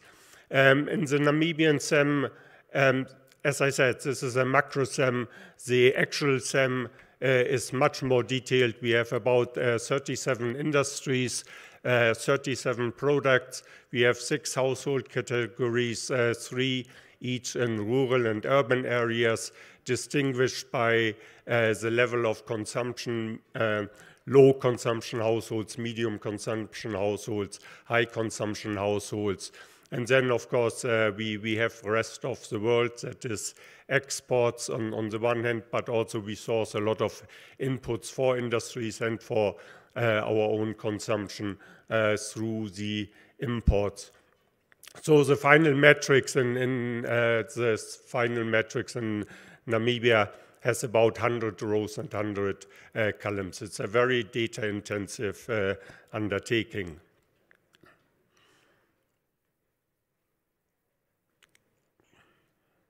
And all these data, they are not samsucked. They are based on officially available data in the SEM from the national accounts that are compiled by the NSA, from the Household Income and Expenditure Survey, also from the NSA, that provides indications about the consumption patterns of different consumption deciles. And then, of course, balance of payment information from the Bank of Namibia, trade statistics, and so on. But into detailed products to link it to certain sectors. So therefore, we conducted quite a number of interviews with industries to get their detail, again, to share this often very confidential information, impact analyses. Why am I talking about the SEM? I'm part of Monassa Advisory and Associates that teamed up with McKinsey, the well-known international consultancy company, to develop the green hydrogen roadmap for Namibia. Ms. Juppe mentioned it already at the beginning. And part of this roadmap is also a socioeconomic analysis of the impact of a new industry. So what we are going to do is we certainly have to adjust the SEM, because I constructed it in 2015 based on 2013 data. At that time, we had no commercial independent power producers, for instance.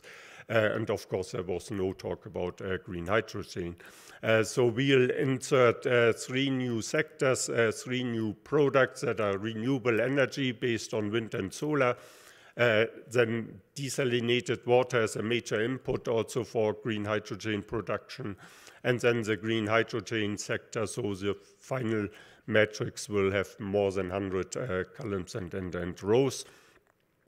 But as I indicated, we need information from industry or from operators about their detailed input structures so that we can link these new industries, relatively new industries in terms of renewable energies, to existing industries in the Namibian economy. And then we can run this model, and we can derive information about the so-called multipliers. It was already mentioned. Multipliers indicate not only the direct impact of an industry on the total economy, but also the indirect and the induced impacts of this industry on the whole economy. So by how much does output of the whole domestic economy increase if you increase the demand by $1 Namibia?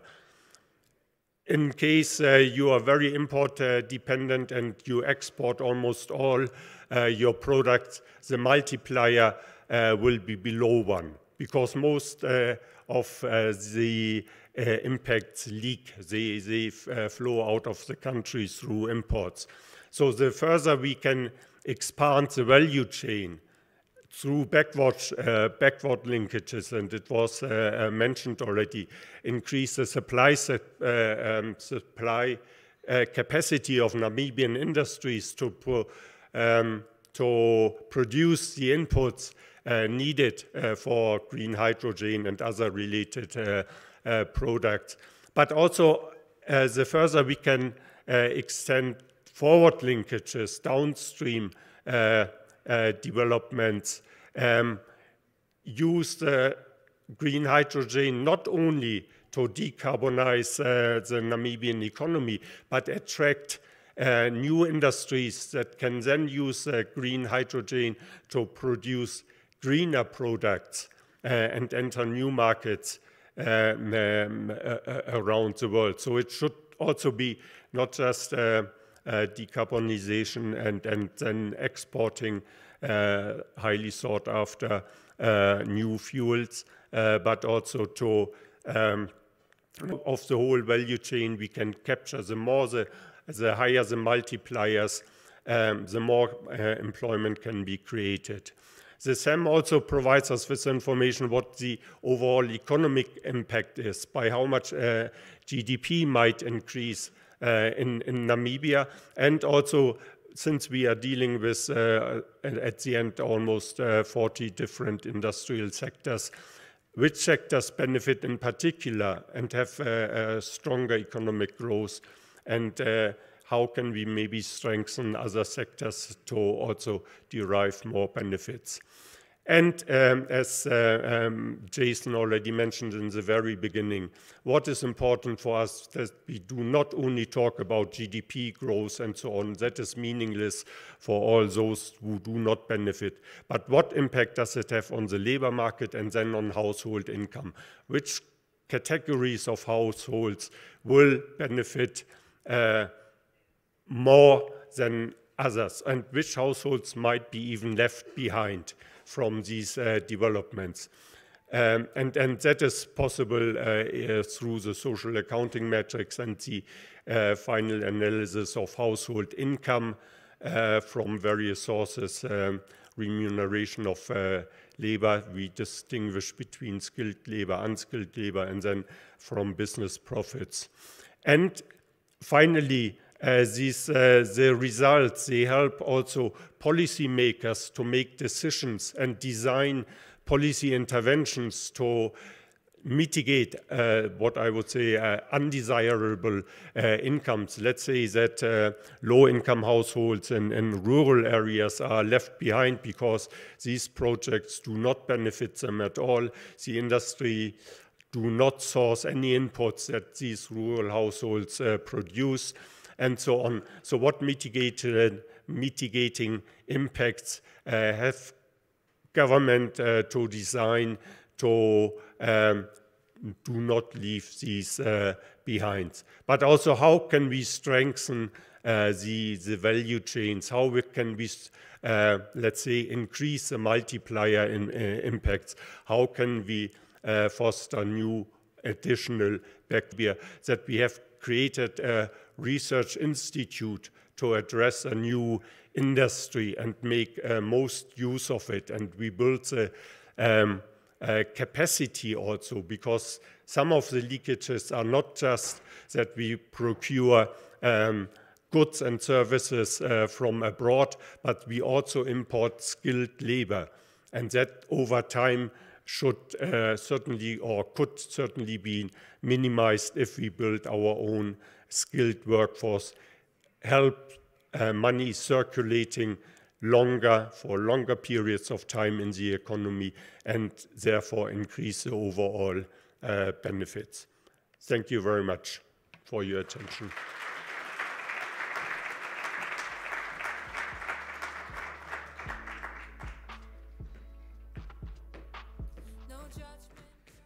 Mr. Shada to me is such a reservoir of knowledge, and I keep on wanting to listen to him. Would he have been a teacher? He would have been such an amazing teacher. Let's give him another round of applause, please. Ladies and gentlemen, fellow progressive thinkers and excellence practitioners, in all fairness, this morning has already been a lot, right? There has been quite a bit to already internalize and digest, right? I would like to strike a deal with you. We are going to take a very short 15-minute health break. We would like to take a very short 15-minute health break.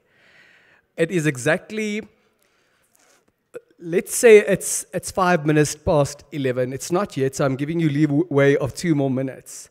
So we will reconvene at exactly 20 minutes past 11.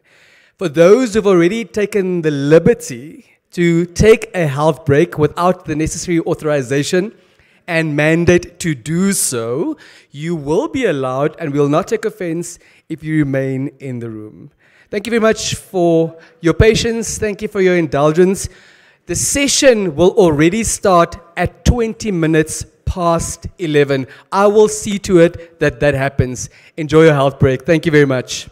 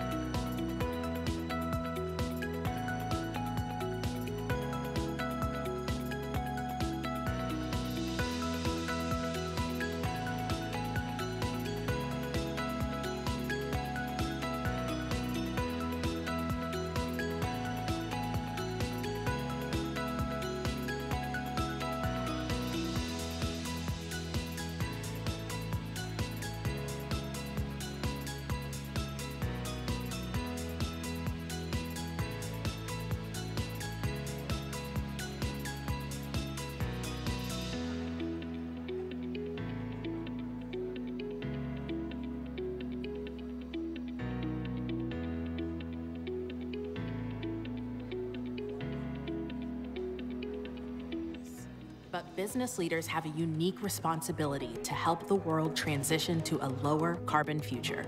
Are they up to the challenge? Are their organizations doing enough, quickly enough? What can we learn from the ones making a measurable impact? Deloitte questioned more than 2,000 CXOs to find out. We learned that most have been personally affected by extreme weather events, and that our warming climate weighs heavily on their minds. Almost all said their companies have been impacted by climate change, and there's pressure from their stakeholders to think long-term and protect the planet. Most are taking action to combat climate change, but there's a disconnect between their ambitions and the actions they're willing to take.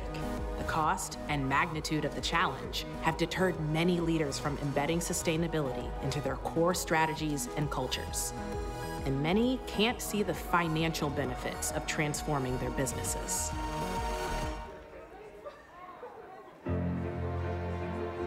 But some companies set themselves apart. About 20% of surveyed leaders said their companies have implemented 4 of 5 needle-moving actions defined by the study. They are developing new climate-friendly products or services, requiring suppliers and business partners to meet specific sustainability criteria, updating or relocating facilities to make them more resistant to climate impacts, incorporating climate considerations into lobbying and political donations, and tying senior leader compensation to sustainability performance. Statistically, this group of leaders expressed greater concern about the planet. Their companies are more likely to have aggressive net zero carbon emission targets, less likely to see expense and near-term priorities as obstacles, and more likely to understand the benefits of their efforts. Setting examples for all business leaders who embrace their responsibility to help protect the world for future generations.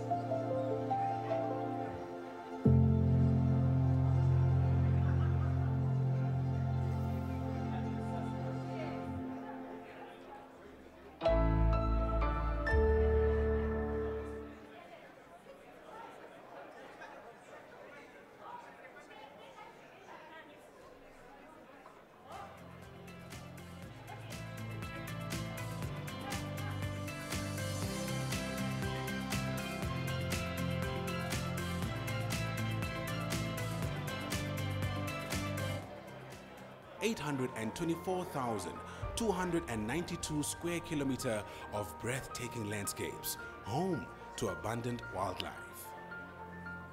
Since its independence in 1990, Namibia has proven to be an African reference due to its political and economic stability, sustained by flourishing democracy. Over the past 30 years, the country has seen the peaceful transfer of power of 3 presidencies. Namibia is a land of hospitable people with rich cultural traditions and exciting investment opportunities. Through the world-class port at Walvis Bay, the country positions itself as a logistics hub for road, rail, and sea freight, connecting neighboring countries and the broader Southern Africa development community with the rest of the world. Namibia, in reinforcing its strategic position of a logistical hub, continues to invest in infrastructural projects to facilitate easy access and movement of people and goods throughout SADC countries with a population of more than 300 million people and further access to the wider African market of 1 billion consumers through the Africa Continental Free Trade Agreement. The long-term economic and political strategy of growth is firmly based on ensuring openness to trade and external investment while advancing development of strategic key sectors of Namibia's economy: mining, fishing, agriculture, tourism, renewable energy. Namibia's vast renewable energy generation potential affords our generation with the opportunity to produce green hydrogen at unparalleled scales, thereby supporting our global objectives to decarbonize the planet.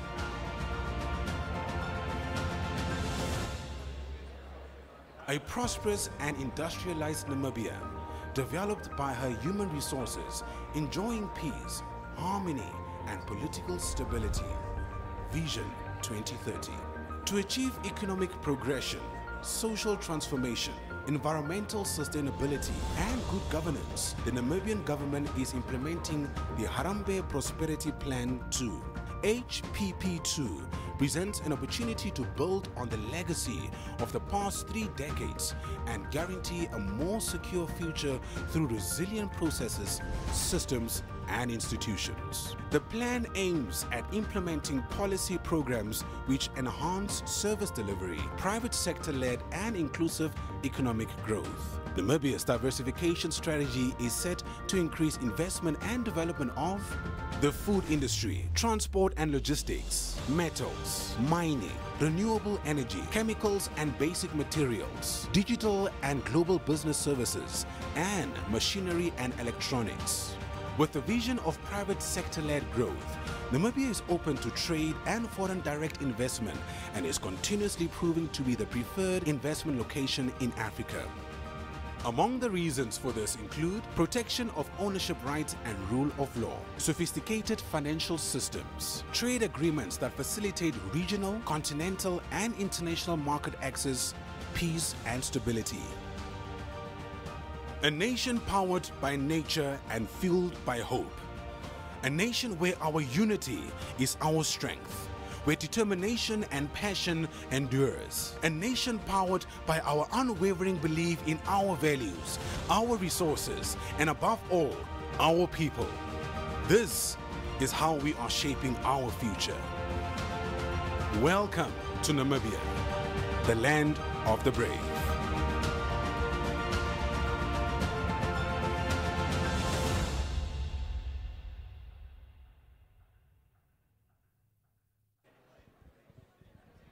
Ladies and gentlemen, please be so kind and take your seats. Ladies and gentlemen, please be so kind and take your seats.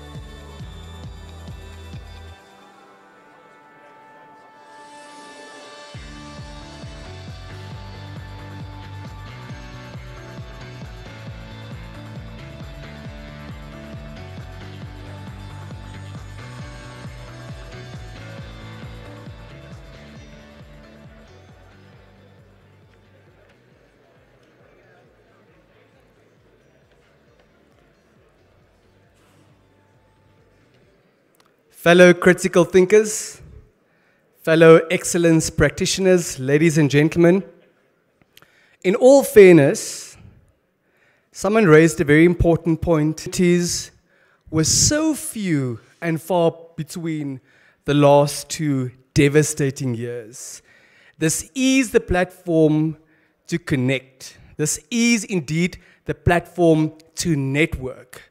We are very happy that you are establishing partnerships. It's the only way that we're going to transform our economy, that we will ultimately accomplish economic emancipation for the average Namibian. So I want to say very well done. But I do want to say we just need to be a bit more mindful, because it's a balance that we need to strike between that and this.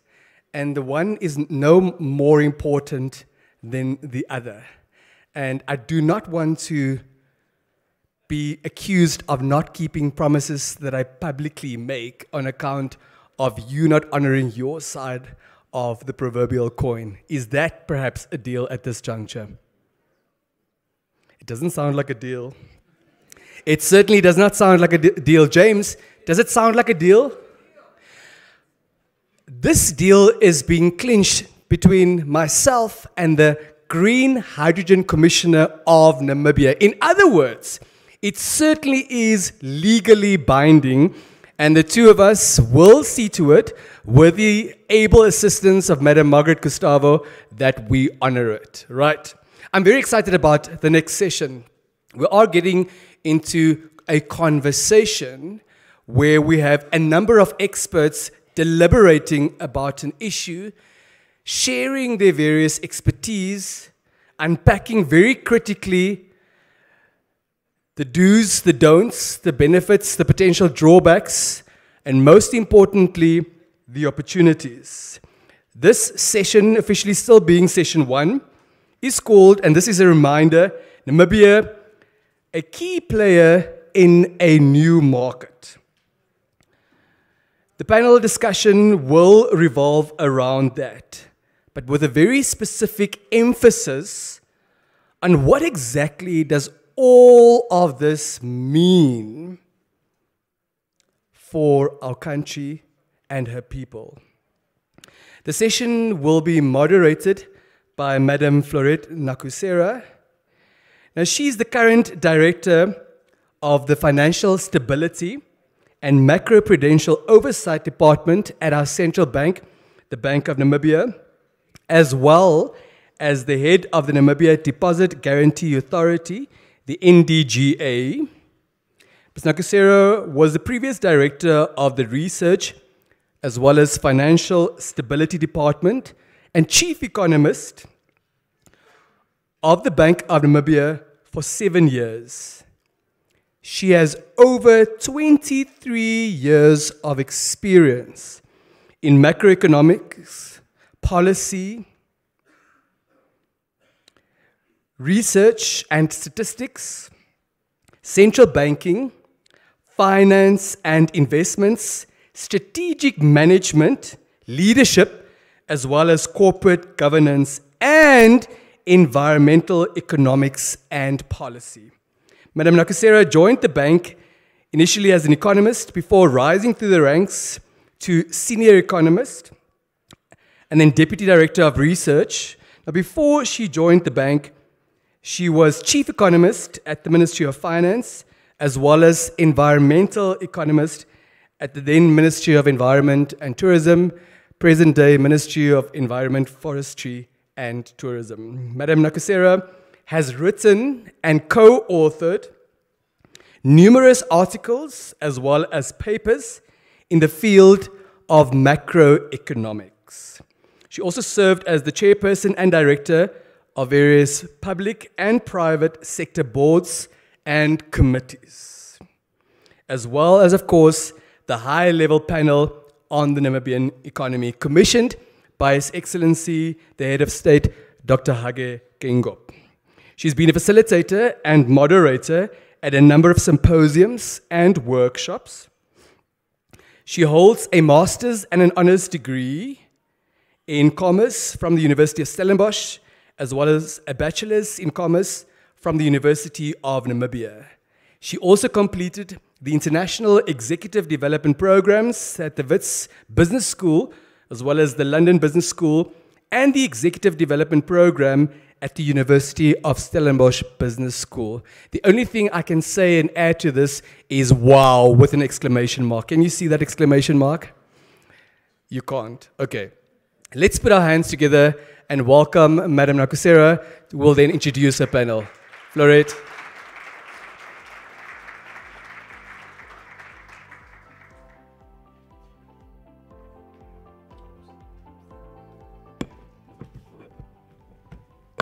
Thank you so much, Denver. I don't remember some of those things that he's talking about, but yes, thanks for the reminders. I have the distinct honor today to facilitate this session. We practically only have 40 minutes allocated to us. We hope to reduce it a little bit to save on the time. So without further ado, I am standing today to facilitate the session that is called Namibia, a key player in a new market. What does it mean for the development of our country? So the panelists that we are going to introduce, I'll briefly give to you their profiles as well.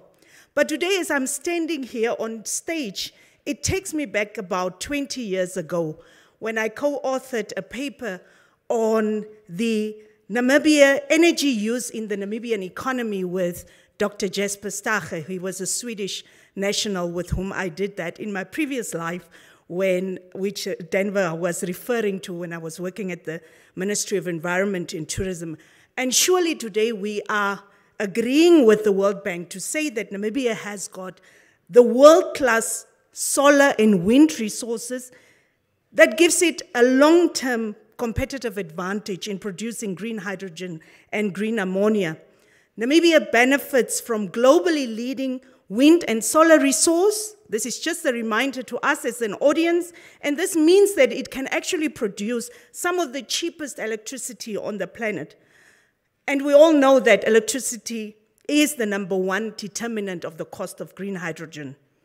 Namibia is well endowed with some of the best renewable energy resources in the world, and it boasts with the world's second highest solar irradiation. It has high wind power potential, especially in the coastal areas, where, as Dr. Hammers was referring to, wind speeds are exceeding 10 meters per second and with capacity factors of more than 60% in the coastal areas. Usually also a key constraint to deploy large-scale solar and wind assets is if you have limited amount of land given your population density. And we all know Namibia is boasting with 824,000 square kilometers and with a population with just about 2.5 million people. So I believe there is a lot of opportunity, but the panelists are going to tell us more about that.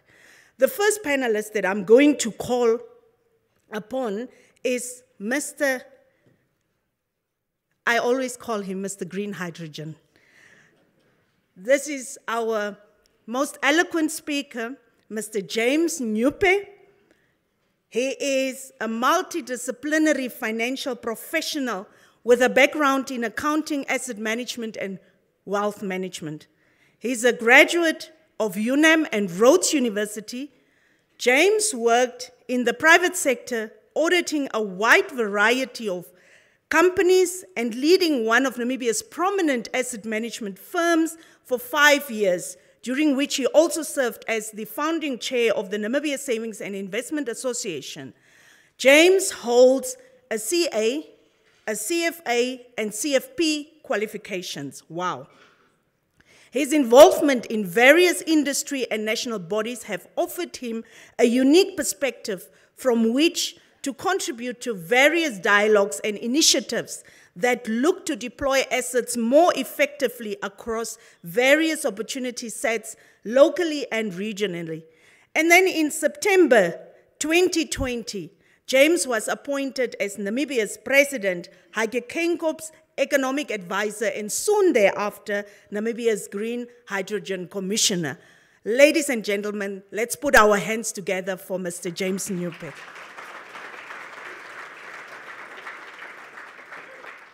Thank you. As James is getting his seat, I'm going to call upon Dr. Hans-Dieter Hammers. Dr. Hammers, I am not as eloquent as Denver in German. I spent some time in München, but now it has all gone when I came back. So I'm going to introduce you in English. Dr. Dieter has extensive record in international business development in renewable energy, solar, wind, hydrogen, technology, economics, and people. His international experience, he worked in energy projects in more than 20 countries in Europe, Americas, Africa, and Asia. He's an expert at the Gas Industry Advisory Committee, the East Mediterranean Gas Forum. He is a steering committee chairman of the 25 gigawatt green hydrogen project CEO Oman. He is the advisory board member of the MENA Fields project for the Federal Ministry for Economic Affairs and Climate Action, Germany, analyzing Middle East and North Africa for the supply of green hydrogen-based synthetic fuels up to the year 2050. Co-author of the publication How to Make Green Hydrogen Economic, Herman Witte et al. In September 2020. 2014 to 21, Vattenfall, he was the project governance officer for renewable energy steering investment decisions and project developments, the head of business development for biomass Vattenfall. In 2007 to 2010, he was the head of the Vattenfall Carbon Fund, financing renewable energy projects for emission reduction in Asia, East Europe, and Latin America. From 2000 to 2007, he was the head of energy economics, tractable engineering, Lamaya International, and he was responsible for the management and financial turnaround of 2 energy and water companies financed by the World Bank. He has a PhD in energy economics. He has an MSc and in mechanical engineering. His business fluent in English, but his native is German, and that's why he had a very nice understanding with Denver there. And he's also fluent in French and Spanish. Ladies and gentlemen, let's put our hands together for Dr. Hans-Dieter Hammers. As Herr Hammers is taking his seat, I am going to introduce to you Dr. Zivai Chiguvare. He has already been in front of the audience.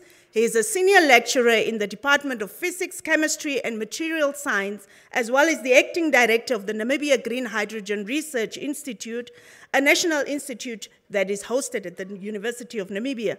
He is also the chairperson of the Namibia Private Sector Green Hydrogen Task Force. From 2013 to June 2017, he was the director of the Namibia Energy Institute, a government-funded national institute at the Namibia University of Science and Technology. He holds a Doctor of Science degree in physics, attained at the University of Oldenburg in Germany with a magna cum laude, completed in 2005, where he specialized in photovoltaics. He understudied the UNDP GEF Solar Project PV expert at the Project Management Unit for 1 year in 1997, during which they set up a PV test and measurement lab and established design, installation, and inspection procedures for PV home systems in Zimbabwe.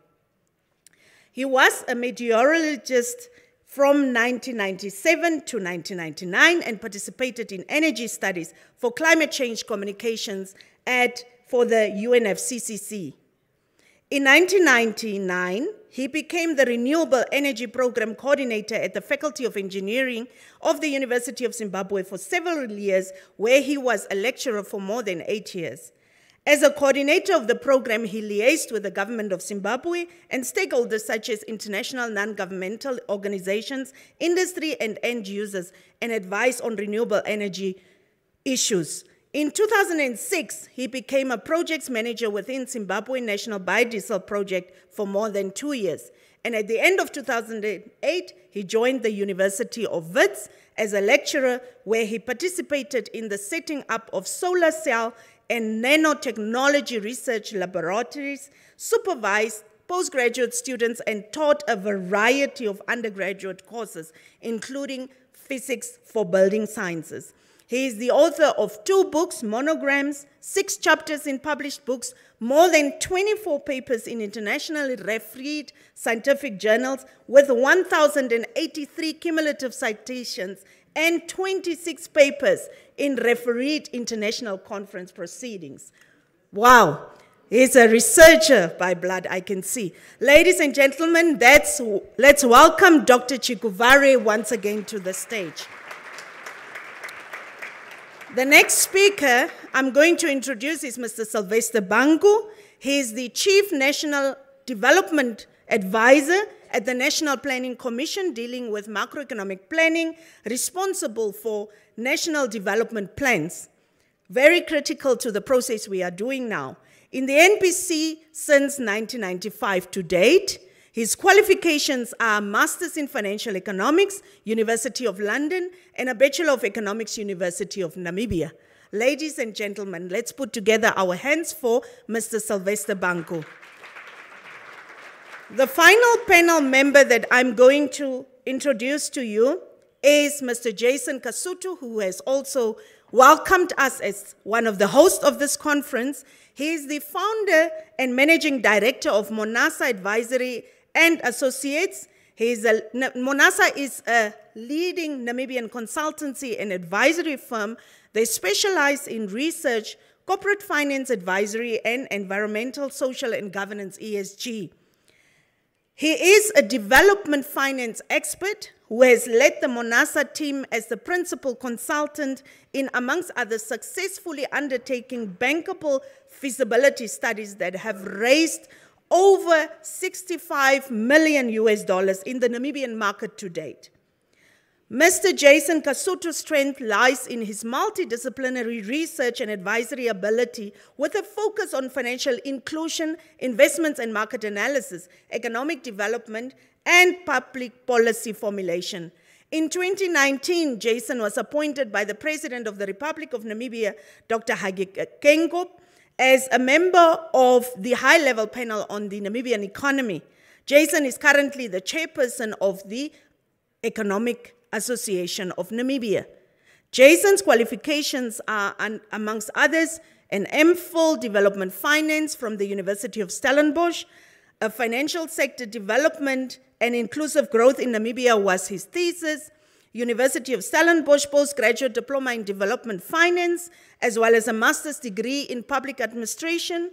Jason also holds a Bachelor of Arts Honours in Development Studies and a Bachelor of Arts from the Western Cape University. Ladies and gentlemen, that's our final panel member that will be joining us. Put our hands together for Mr. Jason Kasutu.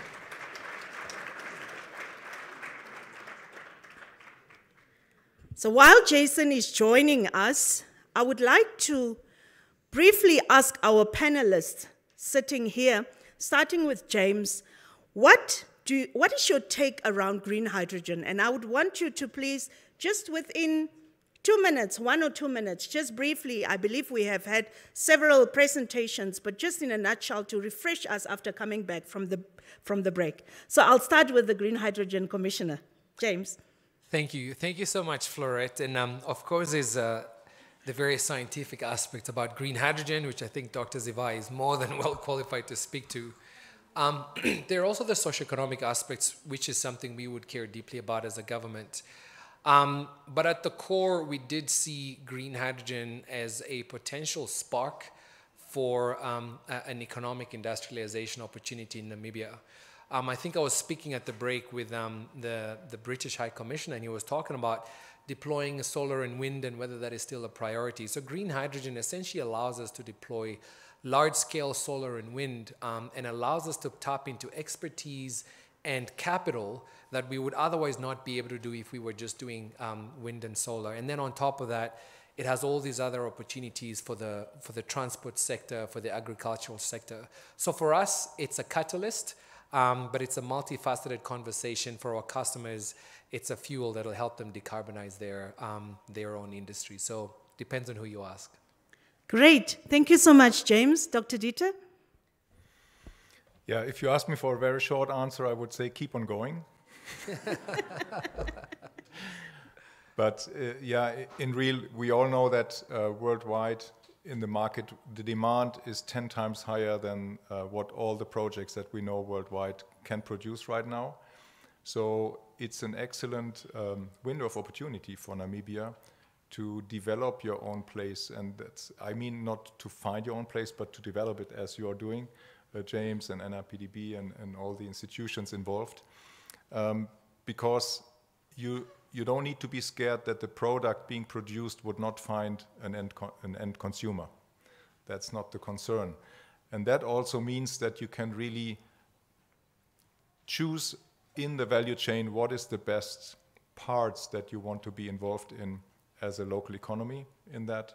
And that goes from solar panel production, assembly, metalworks, construction sites, and the product itself. To decarbonize your own economy. We have seen some great examples of pilot projects today, and I think that's good. And the other one, which I find important, is as this is a long way to go, we're not talking about an activity for 1 year or so. This is for the next 10, 20 years. and it will not be finished with a study after 2 years or one activity after 2 years. It will be a steady learning curve. And that means that I think it's good to be prepared to take decisions that you will 2 years later say, that was maybe not the optimal one, but what have we learned from that? How do we do different in the next one? Maybe the first pilot project, the buses will not work properly at the very beginning, and this is very normal for all pilot projects worldwide, and new technologies implemented in that, assembled in that range. So that means if you build a habit of lessons learned, learning from one project to the next, then you will have your position in the market, this is very sure. Thank you so much, Dr. Hans. Then we get to Dr. Chiguvari. Thank you very much. I just wish to say that green hydrogen is colorless. No color. And green hydrogen or hydrogen is a fuel, an energy carrier. It is not a source of energy. So we still need sources of energy like the sun and the wind so that we can make the hydrogen. Then I believe that the development of green hydrogen economy in Namibia can give us like a very huge step forward in the development of the economy of the country. Not only perhaps of Namibia, but perhaps of the region. And Namibia can contribute its part to the world through the development of the green hydrogen economy. Thank you. Thank you. Mr. Bangu, what do you say about this? Thank you very much. For us, really, green hydrogen, first of all, it's a new product for Namibia. Not only a product, but an industry, which is the source of new growth. Green hydrogen for Namibia is also one of those complex products which Namibia is intending to advance, in the sense that Namibia has been able to diversify, but has diversified only in those products which are of low complexity. Therefore, green hydrogen is one which will move Namibia from those products which are low complexity to those with higher complexity. Green hydrogen is one of those products which will plug a gap in the agglomeration product space of Namibia, where Namibia should move from different products which were previously a tall order for Namibia to reach. And green hydrogen is a catalyst for Namibia for value addition or for value chains in the economy. I think, in brief, that is what is green hydrogen for us. Very good. Thank you, Mr. Bangu. Mr. Kasutu? Thanks, Florette. I think green hydrogen presents several opportunities. One, it presents an opportunity to, and I think I mentioned this yesterday, it presents an opportunity to change the structure of the Namibian economy in being less dependent on the resources and the depleting resources that the country's economy has been dependent on for so many years. Secondly, it provides an opportunity for Namibia to strategically, hopefully so, strategically position itself, not to just merely be a recipient of taxes and royalties, but to be able to form part of the ownership structures as well as the enterprises, but all enterprises to be able to, local enterprises to be able to participate in this value chain, because it is a long-term initiative, but in the interim, there's that opportunity. Then, of course, the skills transfer. I mean, seeing the university coming on board the way it has come on board, the skills are probably of a world-class magnitude that we would be able to transfer to local Namibians. And then I think finally really just the energy efficiency or energy self-sufficiency that Namibia would be able to gain from the GH2 industry. I see those four as what it means. Thank you so much, Jason. So there we have heard from the panel members in terms of their initial thoughts, what they think, what this green hydrogen is have in the pipeline. Some have kickstarted.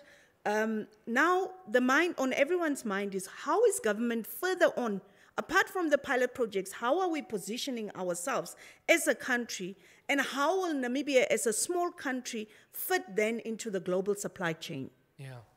No, brilliant. Thank you so much, Florette. And essentially, we're just following the blueprint and the plan that we articulated in HPP2, in the Harambee Prosperity Plan 2. And a lot of that work actually started with us as high-level panel members. And the idea was to do exactly what Sylvester is talking about, which is to try and increase the economic complexity of the country. So one of the things we realized as government is this particular product opportunity is a global play. It's actually not really just about Namibia. It's not even about sub-Saharan Africa. It's about Germany needing molecules to decarbonize their industry. And in doing so, not only will they be combating climate change, but they will be opening up new opportunities for their own industry to make green products. Once you started understanding the big picture, one of the next things we started to do was to form partnerships, because the capital, the IP, the logistics, what really needs to happen at a green hydrogen level will require levels of complexity that we don't have. But there are plenty of partners around the world who would want to work with us. So that was a big part of what we were trying to do, and that was captured in the fifth pillar of HPP2, economic diplomacy. Once we started affiliating and or partnering with like-minded countries, it was then easier. Essentially what the government really wants to do is create the vision and then create space for the private sector to come in and express themselves. Private sector from Namibia, private sector from abroad. In the work we were doing, Florette, when we were doing the high-level panel work, the key component that we really needed was the FDI. And the key item we wanted to influence on the GDP formula was net exports. And so you've heard Jason beginning to speak about exports, but another aspect he's touched on is energy security. We can see how our friends in Europe are, of course, struggling, and we know that in Namibia, we're relying quite heavily on our neighbor for energy, and yet, right? So we would love to be contributing electrons into the SAPP, possibly molecules into South Africa, and the infrastructure we'd need to build that would require partnerships at a regional level and partnerships at an international level as well. So that's our job, to vision and to make those partnerships. But ultimately, it's up to the private sector that I've gathered in this room to really begin to take calculated risk, deploy capital, and where the government can help with arranging offtakes, we'd be very happy to do that. But needless to say, we're very excited about how the Namibian public and the global public have really reacted to what we're trying to do. And of course, we look forward to humbly working with them to realize their dreams and of course the dreams of Namibian people and people of the world as well. Very good. Thank you, James. As a central banker, of course, I'm very happy to hear about exports that can bring reserves, because that's what I'm interested in. So it is actually a very good point that you are making regarding government creating the conducive environment for the private space sector to play a bigger role in. So, Dr. Hammers, can you please tell us, you have been involved in steering large green hydrogen projects in other countries and as a co-author of the publication on how to make green hydrogen economic. What are the opportunities for Namibia that you see in there? Is there any advice that you can offer? Yeah, thank you, Florette, for that question. And that's a good one because it has two components. One is the structure and one is the size and the financing for that. So we are involved in projects that are in the low megawatt size. That means quite advanced projects in Europe, in Netherlands or other countries, where we realize and do the engineering work already. And as I said, we carry that into the other projects. And we are also involved in projects of 25 gigawatt and more. So we have the full range of set where we see the complexity of this And I think the advantage for Namibia is we can see that all these projects work well in a framework where there is a consensus to let these projects grow in a secured investment environment. And that means that does not mean that the regulatory framework needs to be finished or set. It means that there is a stable environment where the expectations are set clear and that the discussion about what can be produced locally is an open discussion between investors and government. That's one takeaway from these projects. Great. Thank you so much, Dr. Hemmers. Dr. Chigovera, how can private sector from Namibia and abroad benefit from the green hydrogen project with specific reference to the value chain, including SMEs? You have referred in one of your presentations around the upstream and downstream opportunities. So I believe that there are those in the audience that might be coming from also from the small and medium enterprises as well as big corporates. How can they benefit from this green hydrogen production? Thank you for the question. We have indicated that we now have this task force that I presented, which is a platform that allows the private sector of Namibia to participate in the green hydrogen value chain. And when we are referring to the value chain, we are referring to from resource identification to utilization of the hydrogen itself. That includes the production, the storage, the distribution, and the conversion into other forms as might be needed, and into other products as might be needed. And these products can be produced by the private sector. And when we talk of private sector, we are also including the financing sector, because those who finance the businesses are also private sector. And I always want to caution that something that is 100% donated suffers one of two fates or both fates: abuse and neglect. If it is 100% donated, if we get something 100% donated, let's put our bit in as the private sector so that we can have ownership of the projects that we are running, so that we do not neglect them once the smallest problem happens. And this I urge to the private sector that we are representing here today, that when we get possibilities of grant funding, like today, we are thankful for the funding that has come from BNBF that is coming into Namibia to develop these pilot projects. When these pilot projects are developed, we urge that we already include things like operations and maintenance factors already within the planning phase, so that at the moment that we have the smallest problem, we should not be running again to BNBF, say, oh, we have a small problem, our solar panel is no longer giving power. We do not want to do that. So we want to be thankful and utilize the resources that are available to us. Grant funding is good. Seed funding, I think, is better, because seed funding means the private sector also participates in funding the things that they are doing. And we want that everyone, every member of the private sector who is working in this takes ownership. We do not do business for the sake of making people happy. We want to get food on the table. We want to make a profit from the business. If Namibia goes into the business of green hydrogen for the sake of making people happy, when I say people happy, it can be anybody, without actually taking into account the profitability of the business and the goodness of it for the whole population, we would be making a mistake. So the private sector must participate in this with an open heart and with the idea of making a profit out of it. It's not business for free. Let's do business so that we can make a profit.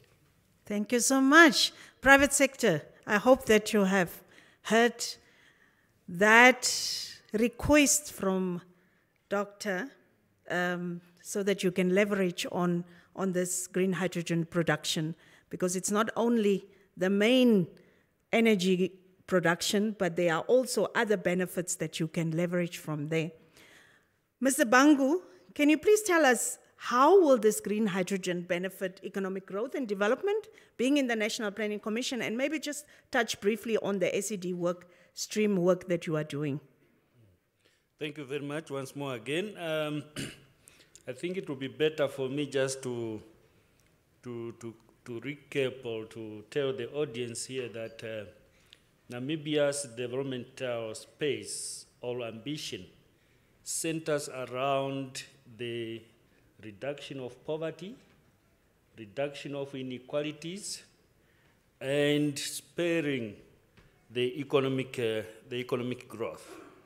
Hence, we believe that green hydrogen, as it has come, is one of those which will help us to achieve our objectives. When it comes to economic growth, we don't want only the high economic growth, but we want that growth which is inclusive. Inclusive in the sense that it will be able to create employment, not only for the selected few, but for the majority of the Namibian people. We know the segments of, or the characteristics of our labor market, and I will not go much into detail. Therefore, for us, I think, to those who have studied economics, we know the economic identity, which is y plus c plus I plus x minus m. There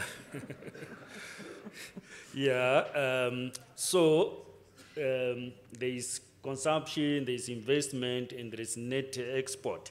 We believe that the green hydrogen industry now, as we are propagating it, it will help us in bringing investment, and it has already done. That we are already attracting investment, and if we attract investment, this will help our economic growth. We know, and some already have talked about our exports. We are going to narrow the gap between our export and our imports. Therefore, our balance of payments will be improved. Others also have talked about our energy deficiency here, the production of our energy. We import about 62% of our energy from our neighbors here. And if everything goes well, green hydrogen will make us that we will not be an importer of energy, but we are going to be an exporter of energy. That also, it lowers the cost for our production, for our industry. But also what it means is that the reserves will increase, and so on and so on. It will also, from the figures, I believe Mr. Klaus here, we are going to work on that social accounting matrix. In the few months, we'll be able to project and to see really exactly how many employment we could create. But already from the start, we know that we are going to create much needed employment.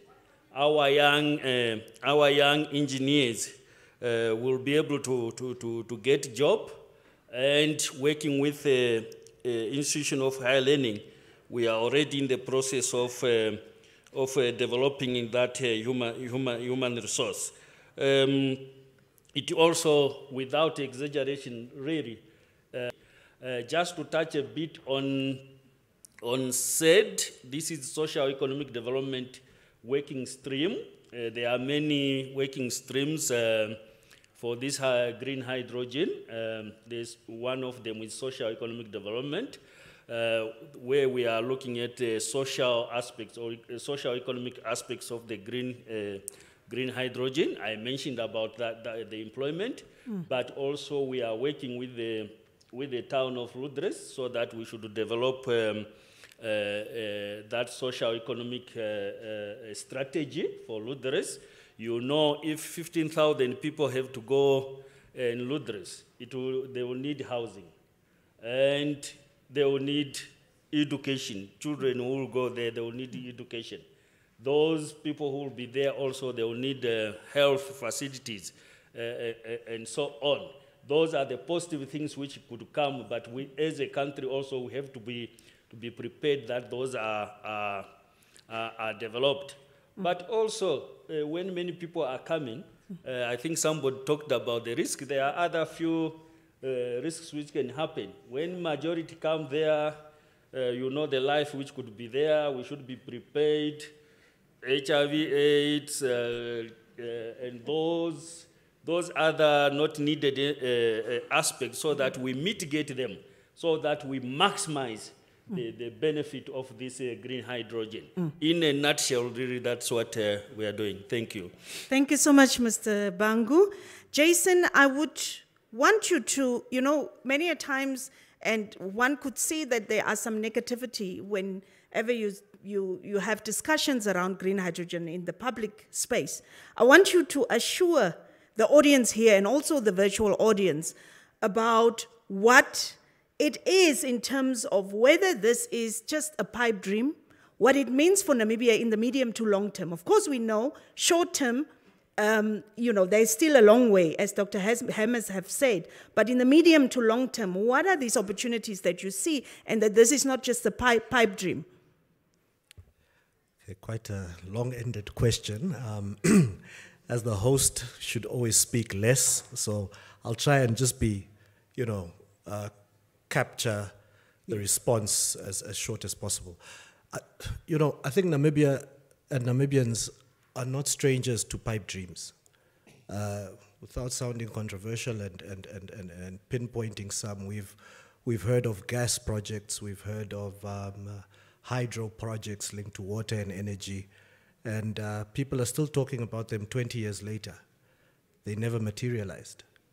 So if we look at the facts, in the past 2 years since green hydrogen was touted, you have a developer on site who has been appointed to undertake a feasibility with some practical aspects around that.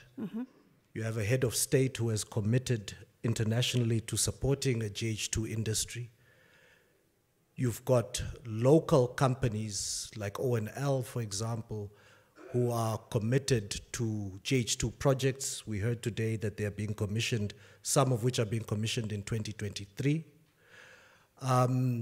So there's quite a lot of evidence. Another important one is the 500 million, $500 million Namibian dollars that I only found out about today that landed through the pilot projects, which would obviously, hopefully see within the short term a drawdown that would have impact and jobs created.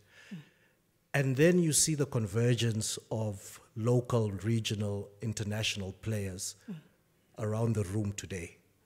So really, given those factors, the evidence is there that the work has started and that the commitment is there. So really, this is probably the biggest evidence that this is far from a pipe dream. Very good. Here we heard, all of us from both public and private sector, that this is not just a pipe dream. So with that, James, I want to conclude with you as the Green Hydrogen Commissioner, and also maybe just on the legislative framework and the policies. What is the way forward? Fantastic. I do see Denver sort of howling there on the edges of the audience, saying that we don't have that much time. So I'll be brief, but it's a very valid question. I think there are a lot of people asking, but Namibia doesn't have a Green Hydrogen Act or something like that. How are we going to do this? So we are working on quite a few pieces of work that will enable some of this. So first of all, we're working on actually a synthetic fuels strategy for Namibia. We would look to be launching that in November this year. The reason I'm giving you specific dates is because we want to be transparent, and of course some of these targets are ambitious, but COP27 this year, we would love to be launching our synthetic fuels strategy.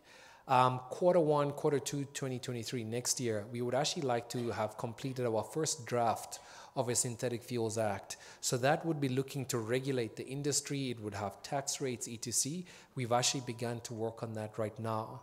November, we want to sign the implementation agreement with Hyphen. Again, we would love to launch that at COP27. That allows them to start a feasibility study in detail, and the figure they would be looking to spend there is north of $100 million. Again, a portion of that would land in Namibia, so we see further economic stimulus from that work as well. There are a few other cool projects we're working on, an MOU with the EU also coming at COP27. So I think one of the key things to say to the audience is the next sort of key milestone for us is COP27. A lot of work going on in the background, and then the last thing I would say, Florette, is there's so much information and so many things going on. We would love to direct the audience, both here and of course virtually, to our website, gh2namibia.com, greenhydrogennamibia.com. Why we're directing them there is not only will they stay abreast, but there are actually a lot of economic opportunities that we're trying to share with Namibians on that website, just because we don't always have a conference every day. So please visit that website. We're actually revamping it right after this, summit. And we will actually start tracking the pilot projects there as well, and highlighting the other pilot projects that didn't get funding today, because we believe there's some really good ideas there from Namibians and German partners that we'd love to raise funding for them as well. Thank you, Florette. Thank you so much, ladies and gentlemen. Let's put our hands together for this great panelist here. Thank you. Denver, it's over to you, as our panelists are taking their seats. All right.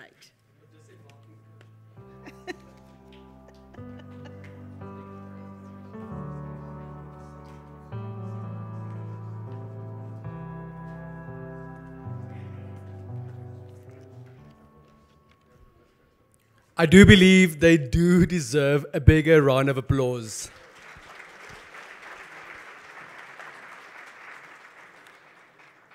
And trust the chairperson of the Economic Association of Namibia, Mr. Jason Kasutu, to continue shooting from the hip. Namibians are no strangers to pipe dreams, he says. He's certainly a fan of the truth, and it's a quality that I admire.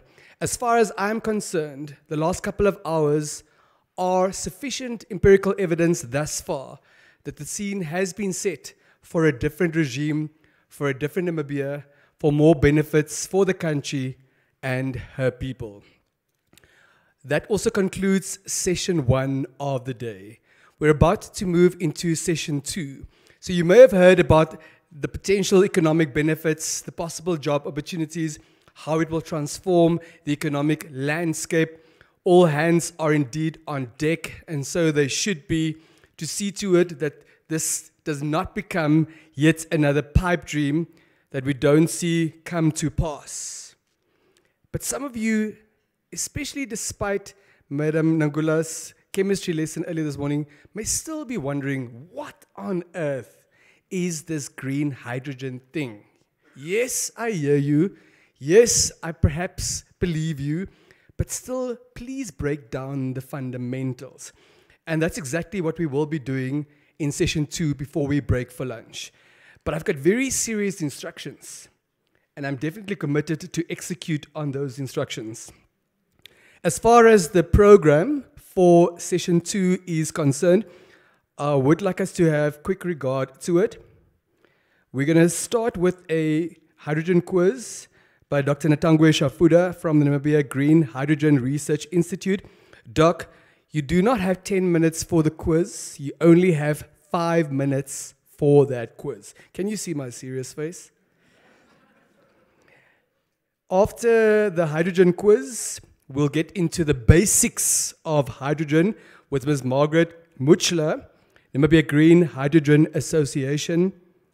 Madam, you do not have 10 minutes for that session. You have only 5 minutes.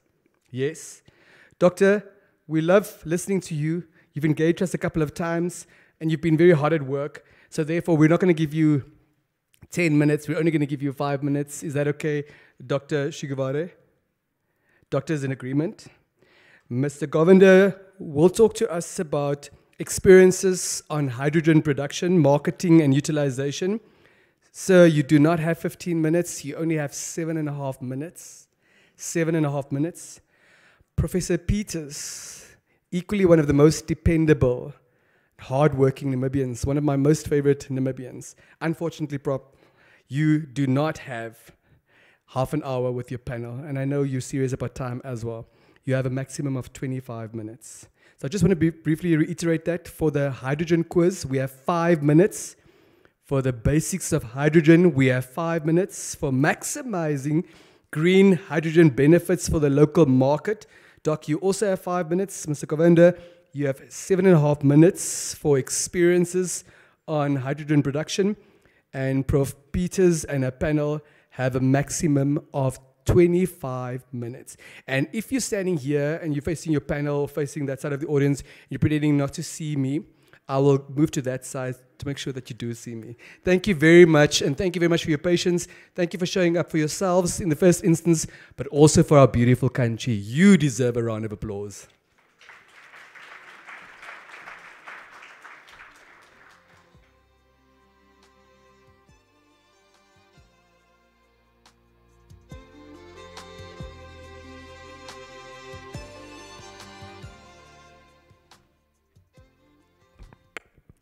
Thank you very much. And I hope I'm not going to make people very angry and uncomfortable, because we are going to do a test, an exercise, a quiz, right? So please scan your phone. There's a QR code on there. Scan your phone so that you'll be able to participate in this quiz. It's a 5-minute, it's a 5 question, also a website, I think, to be demonstrated very soon. So just try to. So you can also use the website on top there so that you can get in if you cannot get into the quiz, right?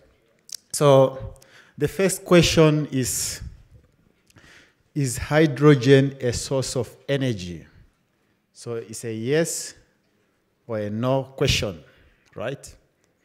So get in there and tell us whether hydrogen is a source of energy.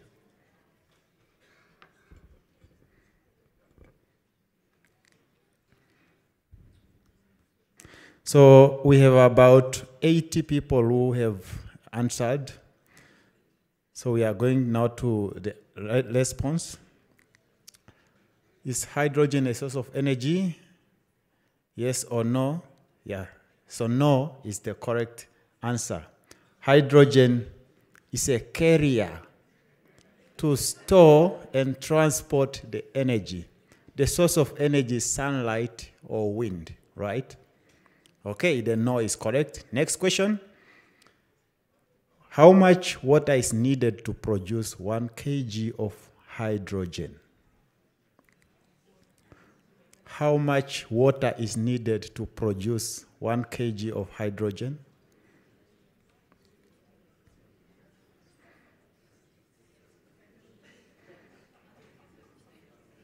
So we have about 70, 78, 80. Okay? Okay, the answer, okay, 1 liter is 12%, 10 liter is 41%, 100 liter is 48%. So the correct answer is 10 liter.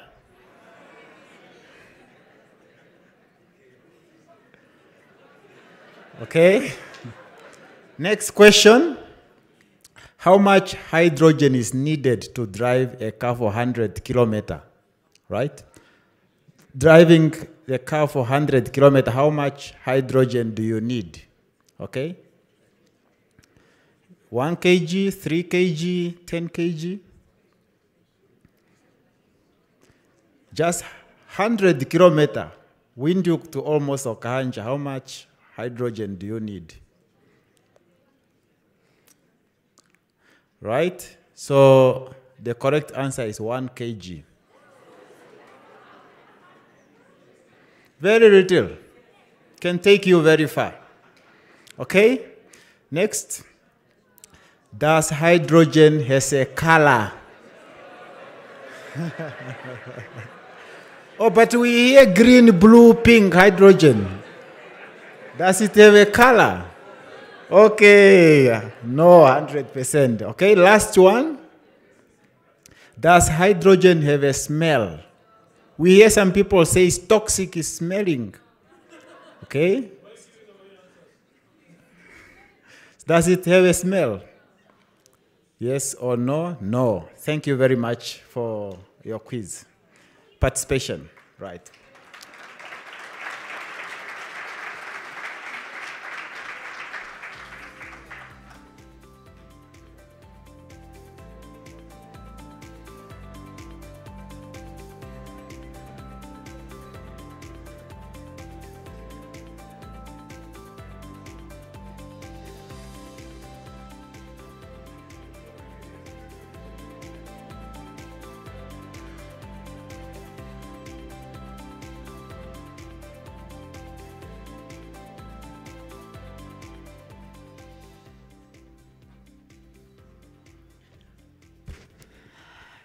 Good morning, everybody. It is absolutely amazing to share this platform with so many Namibians. We're about 3 years ago, maybe. I can't do maths. COVID got hold of that section. We were not that many. So we are so happy to share this platform with many Namibians and also to share this specific platform with somebody as fun as the Honourable Doctor. I wish my university lecturers were like that. Okay, let me go. I'm asked today to speak about the basics of hydrogen, and it needs to take me back to a lot of my presentations that I'm doing to schools in the industry. So the first question, and Denzel, I'm going to try to be fast, but surely you're going to give me some leeway.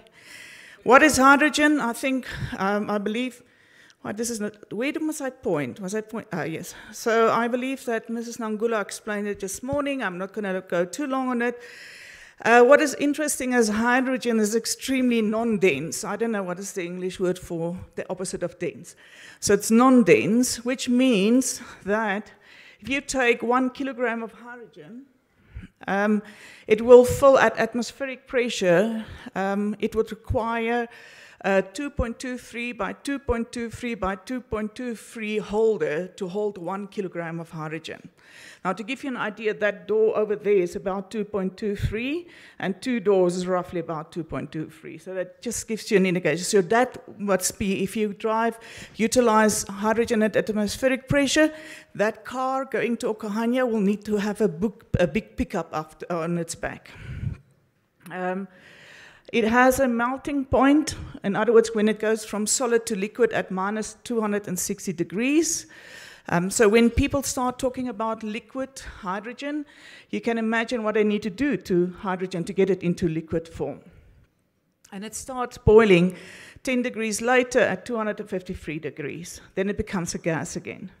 Again, when some of our esteemed colleagues start talking about research on hydrogen, you can appreciate the challenge they face in making this bigger, better, cheaper, faster, and more effective. So hydrogen combines with other elements and forming several compounds which you must be aware of. Water is the obvious one, ammonia, table sugar, hydrogen peroxide. I think that's the thing we used when we were rebels in school and dyeing our hair. And hydrochloric acid.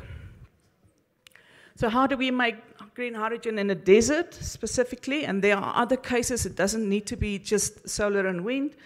So our inputs are wind and solar. And I believe, Meme Nangula, is this what you take through this morning already? So we take electricity, we put it in a bucket of water. Because the bucket of that water is not readily available in the desert environment where we normally have a lot of sun and wind, we need to desalinate some of the seawater first. We put that electricity through a process called electrolysis in that bucket of water, and voila, we've got hydrogen and oxygen separated. Yes, the answer was 10 liters or 9 liters of clean of water gives you hydrogen. However, the biggest thing that people don't tell you is that the process in itself produces a lot of heat. And you need about 51 liters, and it can be 51 to 70 liters of water for cooling, water treatment, and water disposal. Now, if you do the math, if you do reverse osmosis desalination, you utilize about 1/3 of the water that you pump from the sea. So if you need to get about 60 liters of water to produce 1 kilogram of hydrogen, it means you need to pump about 180 or 200 liters of water from the sea for 1 kilogram of hydrogen. And you utilize about 55 kilowatt hours of electricity for 1 kilogram of hydrogen. Now, 55 kilowatt hours, just to put it in perspective, that is mostly what a household in Namibia in Windhoek with fridges and freezers and lights and TVs and computers utilize per day. The output is electricity, clean water, hydrogen, oxygen, and heat, and that can be utilized in various use cases. I'm sure we're going to hear about them later today. Amongst them is iron and steel, gas blending, chemical synthesis, synthetic fuels, as James have indicated. He's going to call the builder synthetic fuel bill. Hydrogen vehicles, which CMB and ONL is doing currently in a pilot project, and metals refining. Interesting is that NASA has been utilizing hydrogen as a rocket fuel to deliver crew to space, so it's not that new. Hydrogen is an energy carrier, as we heard, and when it burns, it only produces water. And hydrogen is used for ammonia or fertilizer explosives, or to reduce iron oxide to iron. You've heard about different colors of hydrogen. So yes, hydrogen doesn't have a color. It is the fuel that's utilized to produce it that determines the color of the hydrogen. Namibia set itself on a road to specialize on green hydrogen. You can build your own electrolyzer at home. This is what I do with the schools when I visit them. Just be aware that don't do this without proper adult supervision, because it is explosive and can cause a big bang. Thank you.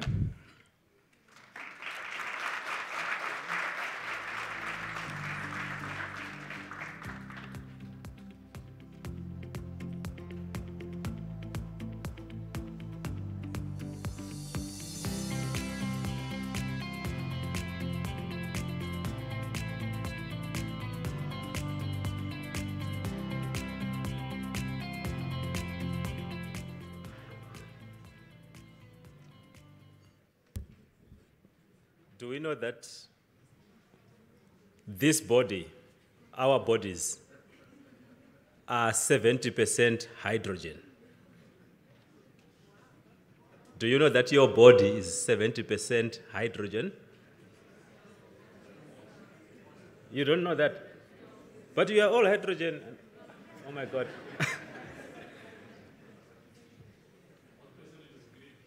I don't know about green. But the interesting thing is, the thing that we call food, or what allows to release energy for the warmth of our bodies, is that combination of oxygen and hydrogen that takes place inside our bodies. And all our food, what we call food, is carbohydrate, carbon, hydrogen, oxygen, combined together. That's all.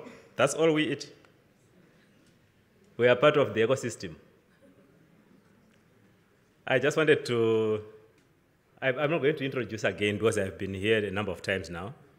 So I've talked about the possibilities that are there for us to utilize hydrogen. The picture that you see there is not a photoshopped picture. It's a photograph of a person in Japan refueling a car. By the way, there are more than, in 2021, there were more than 1.5 million cars driven on the roads in the world. Perhaps that number has risen to more than 2.5 million now. That dump truck that you see there that can be used in the mines is powered by hydrogen. It's newly released. I think it was released this year. Ships, big barges that carry goods from all over are using hydrogen. Planes are using hydrogen. This is just another version of Margaret's rainbow that she showed us now. The green, I'm so used to green. I was going to say the green hydrogen rainbow, then it wouldn't make sense. The hydrogen rainbow. But when I look at the color that I called pink there, people have got arguments. Oh, is it really pink hydrogen when you use nuclear energy to produce the electricity that is needed? Or is it yellow? Or is it whatever? But the important thing is whether people agree that we use heat or we use electricity from nuclear to generate the hydrogen, it's pink, it's not green. Green is when we use green energy. Solar and wind in Namibia, which we have in abundance. This picture, I already showed it, and I'm interested in this picture to show, just look at the very last column, where we are looking at the chemical industry sector, the public sector. We can use this in commercial, residential, remote communities, agricultural, utilities, transportation. Hydrogen has got so many uses. And when I say hydrogen, I have not said green at this moment. We are already using hydrogen.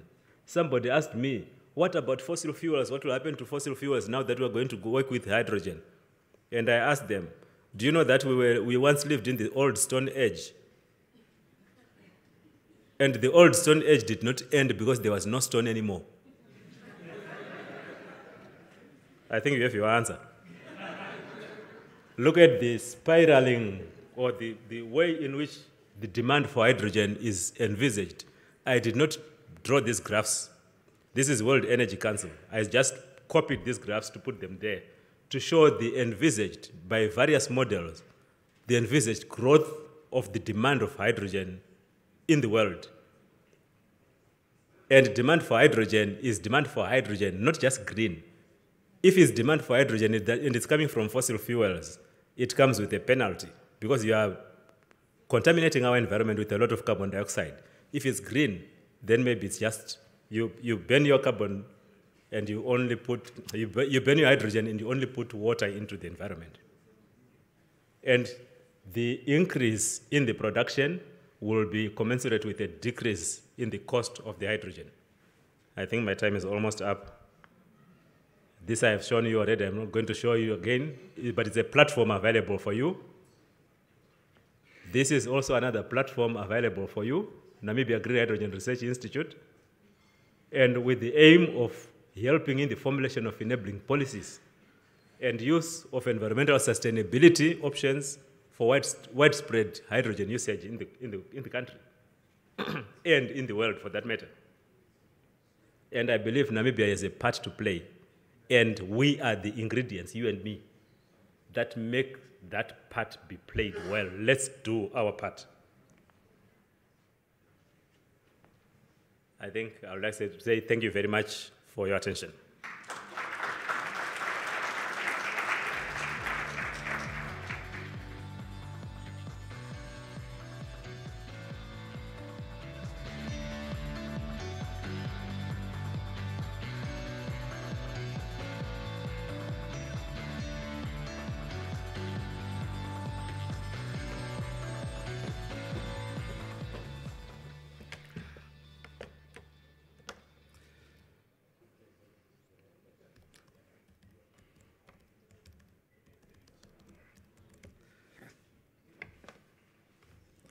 Sorry, IT issues.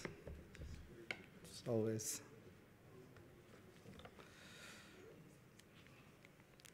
Okay, distinguished guests and colleagues, it is an honor to stand before you and address you on the topic of green hydrogen, or hydrogen in general. So I'm going to apologize in advance, Denver. I think I'm going to go slightly over. So, you know, you've introduced me. So I come from ThyssenKrupp AG. We're a global company. We have about 160,000 employees in 70 locations across the globe. We're best known for our innovative thinking and our expert execution. And it's important because it comes, you've got to take that into account when you talk about the renewable space. So we've been in sub-Saharan Africa since 1959. As a proudly environmentally conscious company, our focus has grown. We've been combining our experience, our expertise, our technologies, and recently we've become the proud owner of a large amount of green process technologies. So we'd like to think ourselves as a bit unique. We deliver end-to-end solutions in the green hydrogen value chain. And our purpose, if you look at us anywhere on the website, we want to create a livable planet. So we're living in extremely exciting times where leaders, members of public, more importantly the youth, and the community stakeholders are asking for a greener and more sustainable planet. With every day that passes, there is increased pressure and emphasis on the phasing out of fossil fuels and greenhouse emitting industries. We have two of the largest CO2 emitting industries residing in sub-Saharan Africa. The pressure is here. However, we are faced with the dilemma of high unemployment, lack of industrialization, and other socioeconomic issues. So what we need a unified approach.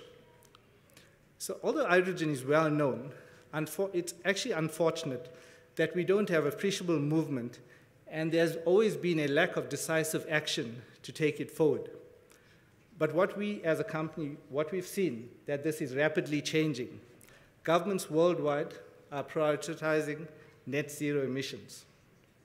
There's also the plummeting costs of renewable power that's improving the attractiveness for green hydrogen production.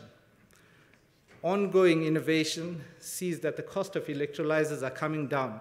We've seen a drop in the electrolyzer costs of approximately 10% per year for the last 3 years. So we performed a recent study at ThyssenKrupp Uhde, and it estimates that the total landing cost of green hydrogen exported from Namibia is 10% lower than its closest competitor. I see the slides haven't. Is there a problem? No, don't worry. No, oh.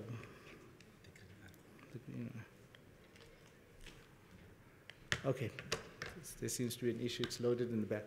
Okay, so it's 10% lower than its closest competitor, and that competitor is Saudi Arabia. So this is very important when we look at Namibia, because if you look at Saudi Arabia, it's a desert country, but yet we find that Namibia, it's 10% lower, and that's because of the combination of the wind and the solar, and everyone talks about Namibia's favorable wind and solar pattern, and you see it in the costs coming out, that it can be 10% lower than the Saudi Arabians. And this actually positions Namibia as a global player in the green hydrogen value chain. So the production of hydrogen via electrolysis, which we do, is well proven. So if you look at ThyssenKrupp, we've been producing hydrogen for more than 50 years via the chlor-alkali process. The technology has adapted to electrolyze water, like we spoke about, and it has a TRL, a technology readiness level of 9. So what does that mean? I think it's important to talk about that. If you look at a TRL, you've got a range from 1 to 9. When you talk 1, it's at its infancy, it's being researched. And what does 9 mean? So a TRL is used by leading organizations like NASA to evaluate whether they're ready to launch something. So when it's called 9, you can almost say it's flight proven. There's no risks with the technology. So a large appetite for green hydrogen exists in Europe. One such driver is the green steel. So Europe is looking at decarbonizing their green steel market. At the ThyssenKrupp steel mill, it's expected that they will use 720,000 tons per year by 2050 of hydrogen to decarbonize that market. That's about 7.5 gigawatt electrolyzer capacity. And who are they going to look at? The whole of Europe is looking at the likes of Namibia for this. And it's just simply due to the landing costs and the ability for the likes of Namibia to meet sustainable production rates. So the transport of hydrogen is not without problems. So I don't like to look at it as problems. When we look at it as problems, it almost infers that you can't solve it. So I like to look at it as opportunities, because these problems, there are solutions for it. And when we look at the solutions, it's opportunities for employment. So if you look at the transport of hydrogen, hydrogen occupies large amounts of volume and it requires compression for transport. So containment at these high pressures requires specialized materials. So there are alternatives that everyone's looking at. One such alternative is the liquefaction of hydrogen. But this is very energy intensive. Another way of transporting hydrogen is what we call LOHC. That's liquid organic hydrogen carriers. However, it's also energy intensive and it remains at its infancy. So the best way is looking at green ammonia. It's considered to be the most feasible way to transport hydrogen along long distances. And this technology has been used for decades, licensed by ThyssenKrupp and others. The benefits for the conversion of hydrogen to green ammonia is immediate for the African continent. Green ammonia is used for the production of fertilizers, and then it offers the added benefit of decarbonizing the food value chain. It's unfortunate when I say this, Africa, although abundant in agricultural land, remains one of the least fertilized continents in the world. So the other option for green hydrogen is the shipping sector. We spoke about it, I'm not going to go into it, but if we look at ammonia, it's important to note that it's dubbed as one of the top 3 alternate fuels for 2050, and the usage is expected to grow by at least 7% to 2030, and then exponentially between 2030 and 2050. So if we look at Namibia, what does this mean for Namibia? Namibia can capitalize by bunkering the ammonia as fuel for the shipping industry. Now, green hydrogen is the enabler for the green value chain, and I don't have the slide up, so I'm not going to go through that. But you know, green hydrogen is used to create a suite of products, including green ammonia, green methanol, synthetic fuels, amongst others. These value chains, once unlocked, creates economic potential for Namibia and the African continent. So whilst there are challenges with respect to the scale-up of green hydrogen production, Namibia, we find, is well placed to address them, unlike their major competitors. So if we look at the high production cost of green hydrogen, the production cost of green hydrogen compared to your fossil-based hydrogen lags. And when I talk about that, I talk about like the ESCOMs who are using coal-fired stations and those sort of producers of electricity. So the renewable pricing has to come down below $20 per megawatt for hydrogen production to become cost competitive. When we look at Namibia, Namibia's favorable solar and wind resources holds the key to this problem. So that combination actually facilitates this process. Then there's the unsecured demand. The development of the hydrogen economy requires investment commitments from both the producers and the consumers.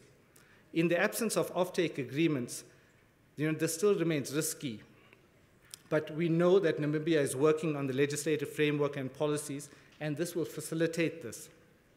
There are environmental concerns that we spoke about. And I look at this as employment opportunities. We know that if you look at the other competitors, okay, I'm going to wrap up. If you look at other competitors, they are, they don't have water. Namibia has a large coastline for water, but then we produce brine, and brine lends itself to problems for the ocean. But there are solutions for this. You have injection wells where you can deposit the brine. So there's always solutions. And lastly, I want to talk about local manufacturing. When we talk at these hydrogen conferences, especially in Africa, the biggest thing that comes across is how do we manufacture locally? And we need to be discerning when we talk about this, what we manufacture locally. When you look at the core technology components, those have already been outsourced and they are manufactured globally at competitive rates. But the technology that surrounds the green hydrogen, green ammonia, and the whole suite is just a small component of what's there. There's a larger balance of plant component, and that's what we need to look at, the immediate benefits of that, because the skills and expertise exist in this continent, they exist in Namibia, and that's what we need to look at. And I'm actually going to leave it there because I was told I need to stop. Thank you.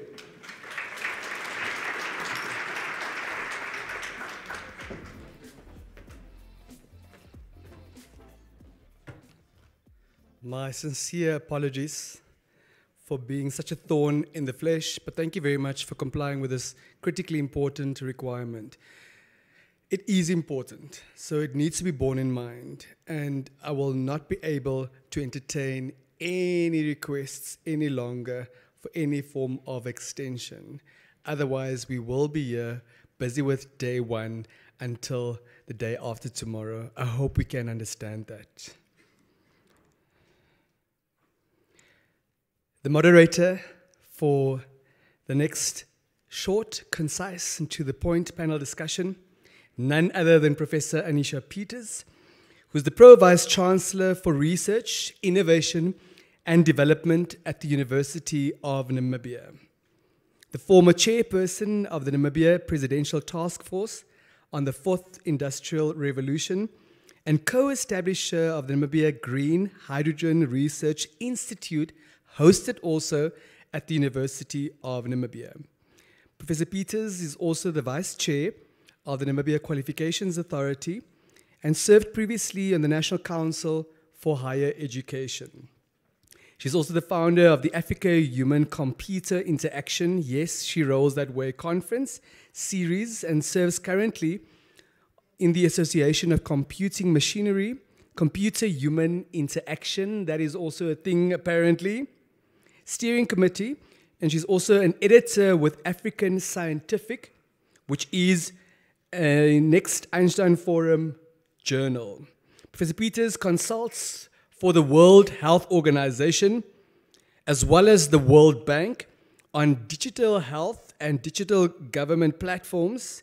She is passionate about inclusive technology, design and development, especially for African contexts, and has received numerous awards and accolades for her research and advocacy work in technology, including a co-invention of a software engineering method.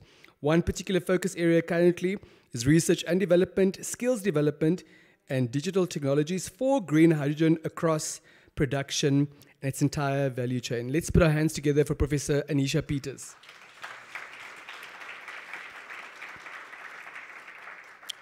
Prof, I trust that we will be done with this beautiful, crisp, and concise panel discussion no later than 1:15. Thank you very much. Thank you, Denver. I'll try my best. Good afternoon, everybody. And good afternoon to the panelists. And because we're on such a tight timeline, let's start immediately. I think the first question on fundamentals is, why is Namibia focusing so much now on green hydrogen when we have so many other problems out there? So what is the link between solving our basic challenges such as water, electricity, food, and green hydrogen? Can I ask Dr. I'll call them by the first name, Ntangwe. Otherwise, I'll stumble over the doctors and the misters and so on. Thank you very much, moderator.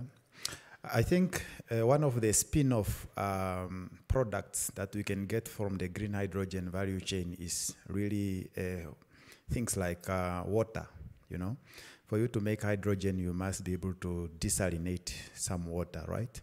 And I think Namibia has been very, very one of those countries that have a water scarcity.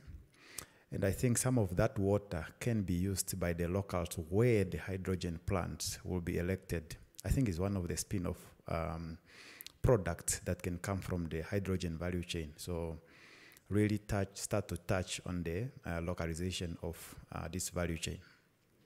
Okay, so Sylvain, you've been speaking about, green hydrogen for food, to provide food. What did you mean with that? Can you elaborate? Well, I meant that the food that we eat has got hydrogen in it. But also, hydrogen is an energy carrier. And anything that brings us energy helps us to cook our food. For example, we can cook because we have electricity, because something had to bring the energy to our home. So the hydrogen is an energy carrier that allows us to utilize the energy where we need it. In that regard, we could actually think of hydrogen as an enabler for the bringing of food to the table. Thank you. Margaret, so we keep on talking about certain industries, right, that's linked to this hydrogen, sort of within the hydrogen value chain. Can you please speak to specific industries that we can link to green hydrogen, especially the link between green hydrogen, green steel, and what does it imply for us? But also I want to know a little bit about how does the formal economy, benefit from this? Thank you very much. I'll take the last one first. That's an easy one. So when the mining industry established in Namibia, there was an ecosystem and a value chain that had to support the development of the mining industry. And it's nothing different from green hydrogen or ammonia or whatever you want to call this. There's a whole ecosystem required in order to sustain this industry in Namibia.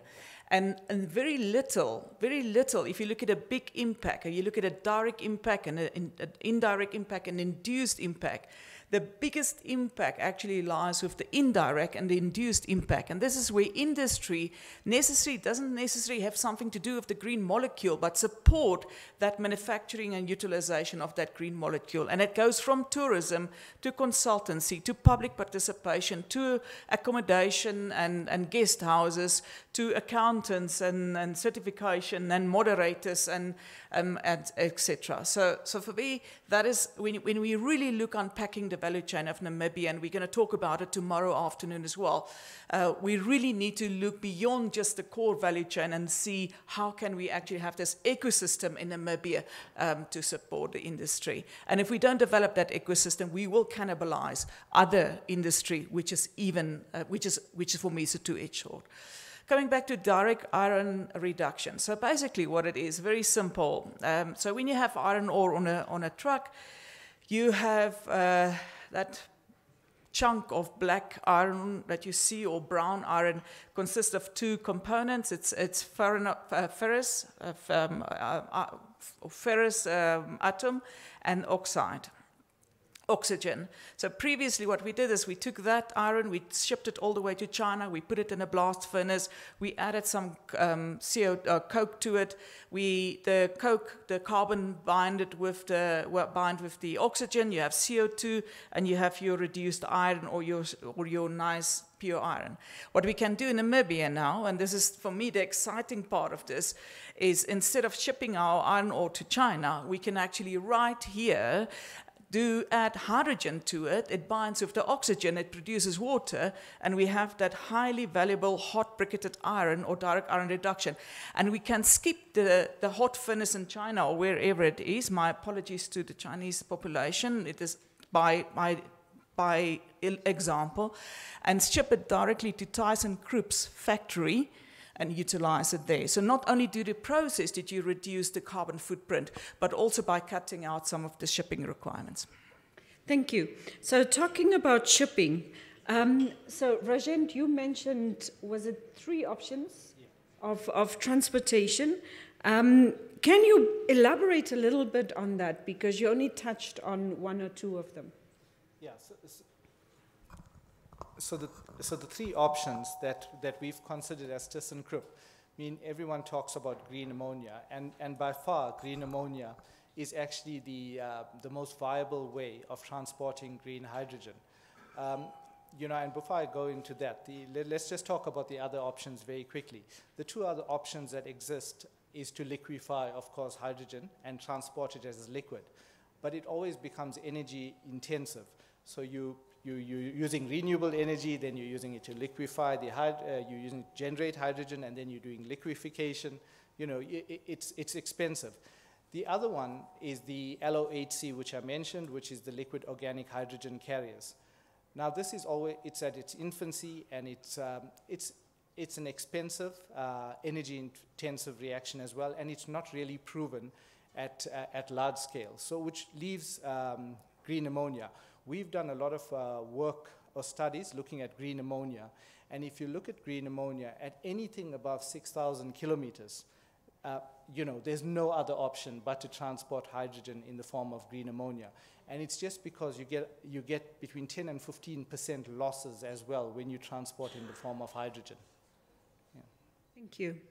So, Natanga, I'm going back to you. So we're hearing about the transportation and the long distances and green ammonia, but what about the safety?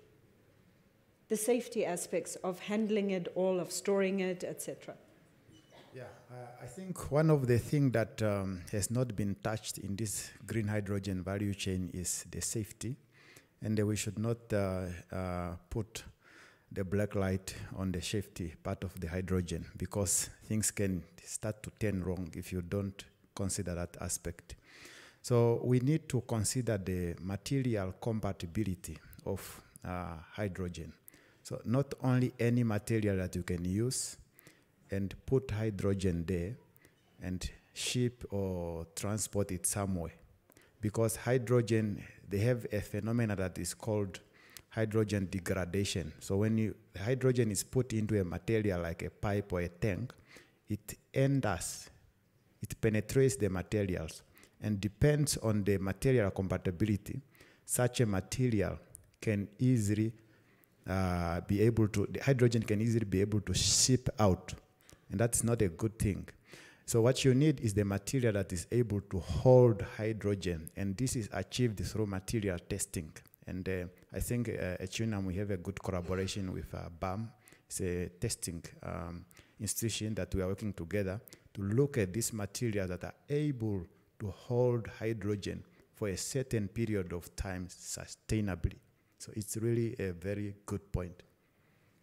Yeah, and I think that on the topic of materials, I think that's actually something that folks, especially environmental scientists, etc., have been speaking about and has been asking for more research into this. But we leave it there at the moment. But another concern that is often expressed is that we're splitting the water, right?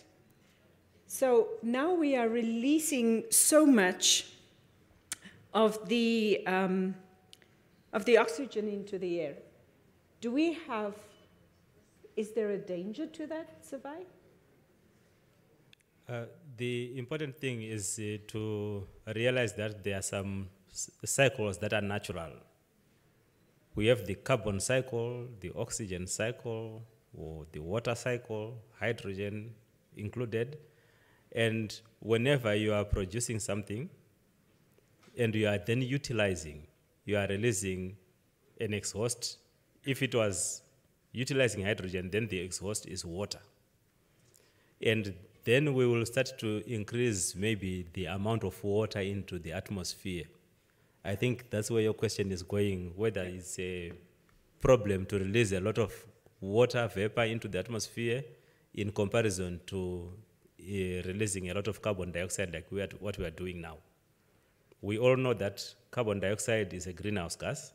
In other words, when heat is trying to live and escape from the Earth's surface, the carbon dioxide in the atmosphere will absorb that heat and re-emit part of that heat back to the Earth. And therefore, that phenomenon of global warming comes into play. And carbon dioxide is also the possibility of rejoining with some of the oxygen that is going closer to the ozone layer, and therefore we might actually deplete the ozone layer, thus allowing ultraviolet radiation penetration to the Earth's surface. But now we are releasing water, not carbon dioxide. Is water a greenhouse gas? Maybe it's a question that should have been in the quiz. Yeah. Is water a greenhouse gas or not? I'm asking the audience at the moment. Is water a greenhouse gas? You can raise your hands. Is water a greenhouse gas? Is carbon dioxide a greenhouse gas? So water is a greenhouse gas. It is a greenhouse gas. The question is, what are the effects? Will they be exactly the same effects as the effects of carbon dioxide? And I think the answer is, at the moment, maybe because I love green hydrogen, the effects will not be as severe as what we are seeing with carbon dioxide, even if we released a lot of it. Unfortunately, but research is still being done in this regard. But the problem that we have of global warming now, we will not have that problem in the next maybe few centuries if we are just releasing water into the atmosphere rather than carbon dioxide. For lack of having a lot of research work on this particular aspect, I want to leave it there. But let's think about it.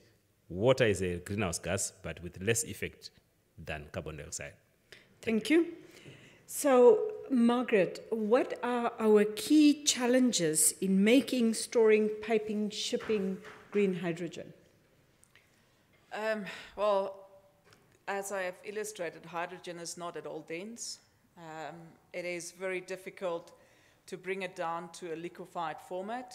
You need to literally cool it down to minus 260 or minus 200, around there, degrees Celsius. And then it has capabilities of penetrating material or binding with material, because hydrogen likes to bind. I always tell the school kids that hydrogen likes to bind. It doesn't want to be on its own with other material. So it makes it extremely difficult and inefficient to transport or to bring to a state where you can transport it. And hence the reason why we're looking at other carriers that are more effective, like green ammonia, or like direct iron reduction, where you actually, the iron becomes the carrier because you actually utilize the hydrogen at source. So, Rajent, before you mentioned also a unified approach regarding carbon dioxide being emitting industries. Can you elaborate on that? Yeah, thanks, Prof. So what I mentioned was the largest CO2 emitters exist in sub-Saharan Africa, and sadly to say, they actually exist these companies down. You have to look at a cleanup method. You know, you look at CCU, carbon capture utilization. So when I talk about a regional effort, everyone understands that if you're looking at the place where hydrogen needs to be produced, you're looking at Namibia. And regional cooperation, for me, would be using that hydrogen to clean up the CO2 from these industries. So, you know, that's not going to be achieved overnight. There's two stages and look at derivatives. But the long term would be, you know, actually cleaning up those giants by introducing clean hydrogen fuel into the process. Leadership programs, what there needs to be this regional effort between Namibia and those industries to actually utilize the hydrogen produced. So one thing I wanted to ask you is that you mentioned before that if you are projecting Namibia's competitiveness in the global market, that you are actually foreseeing that we will be quite competitive. Can you elaborate a little bit on that for us? Because I think the audience didn't have the advantage of seeing your slides. Yeah. So we've got an office in Dubai, and they run the studies for us. So they're obviously very in touch with the studies that were done in Dubai and in Saudi Arabia, and they look at the green hydrogen portfolio for us, where they run all the business cases and they put data together. When we looked at Namibia, so we did a study on, obviously, on the African continent for Namibia versus South Africa, And more importantly, Namibia came out on top of the world. So when we looked at currently the cheapest producer for green hydrogen would be Saudi Arabia. But when we looked at producing in Namibia, just because of the combination and the effect of the wind and solar profile in Namibia, you approach, I think, $1.6 per kg, yeah, I'm not sure I forgot the units right, but which is 10% lower than Saudi. So this is dubbed the cheapest place. And when we speak to all our European partners, all of them say this is where they want the hydrogen from. Yeah. Yeah. So, Margaret, what do you think are the major risks that we're facing in Namibia to sort of go on this large-scale production of green hydrogen and making all of the money, the green bucks that he's talking about? So what Rajan is not telling you is there's assumptions on what is the cheapest source of hydrogen, had certain assumptions and sort of equalizing assumptions. One of the assumptions in there is a certain cost of capital. Mm-hmm. So one of the big issues that can erode that value is the cost of capital, because it is a capital-intensive process. It's an extremely long value chain, and it really needs a lot of capex in it.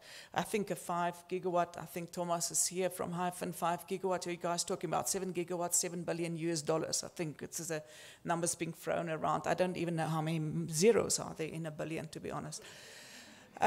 So the first risk is that we do things that will increase the cost of capital or not reduce it sufficiently.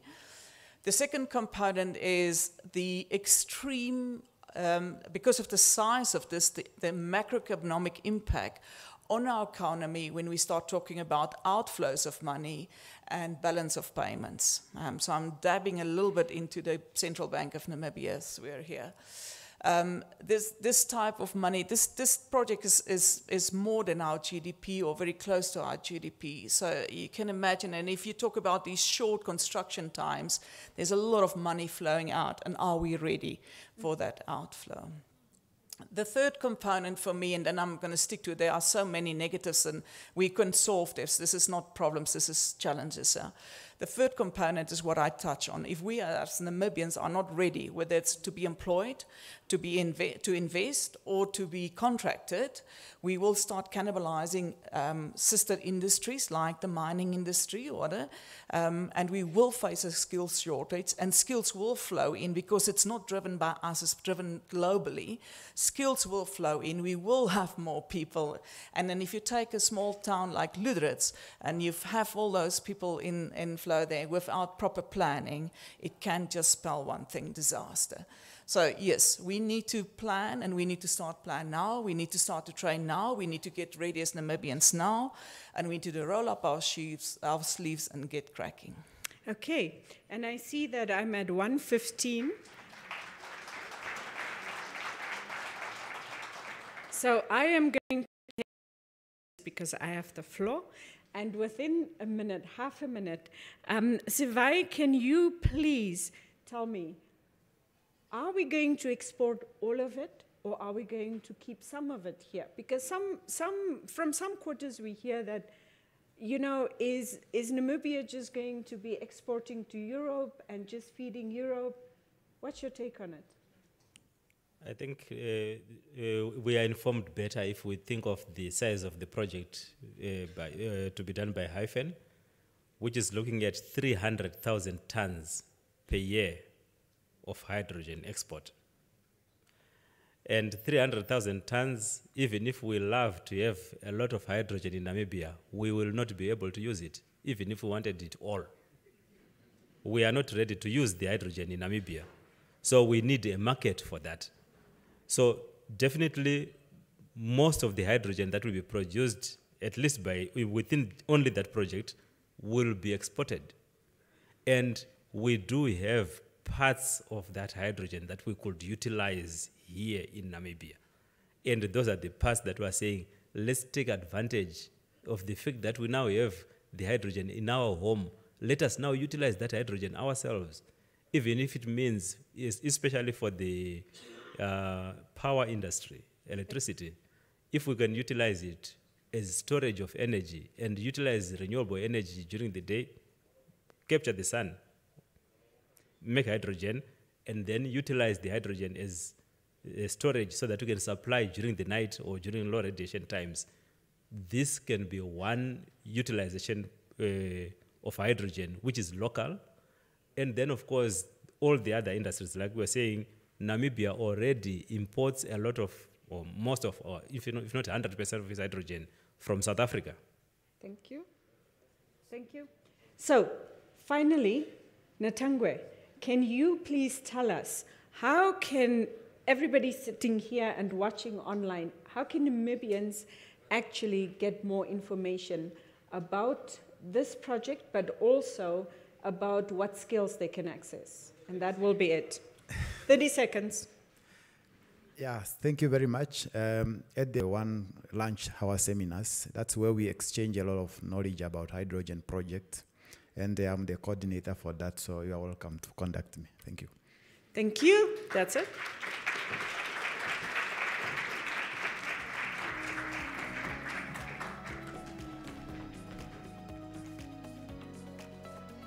At 1:45, I was a big fan of Anisha Peters. At 1:15, I'm an even bigger fan of Professor Anisha Peters.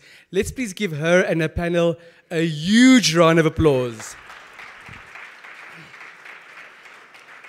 We have to be very cognizant. This is an enormous deal. This is a historic milestone. And this picture is slowly starting to take shape. We're slowly starting to internalize it and see where we fit in. So we're getting there and we're making incredible progress. And it's amazing to be part of you as an audience. So I want you to give yourselves another big round of applause.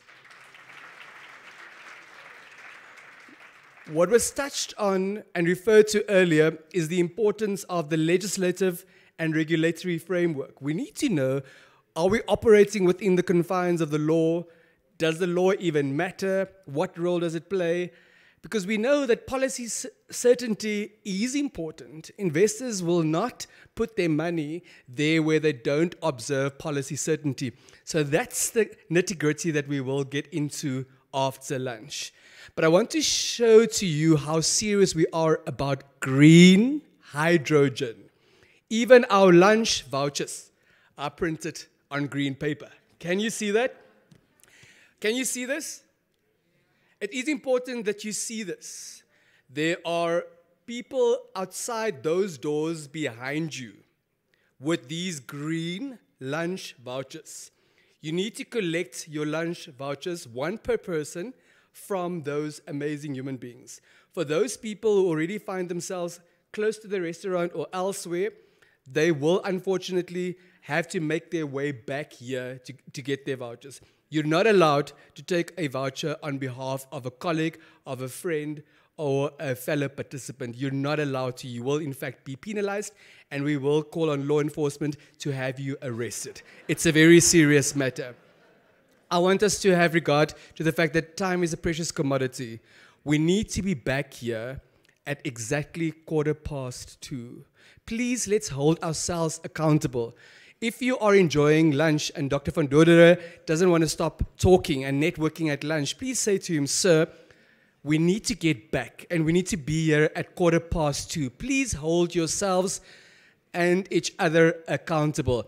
You get your voucher and then we all proceed to the restaurant. Thank you so much.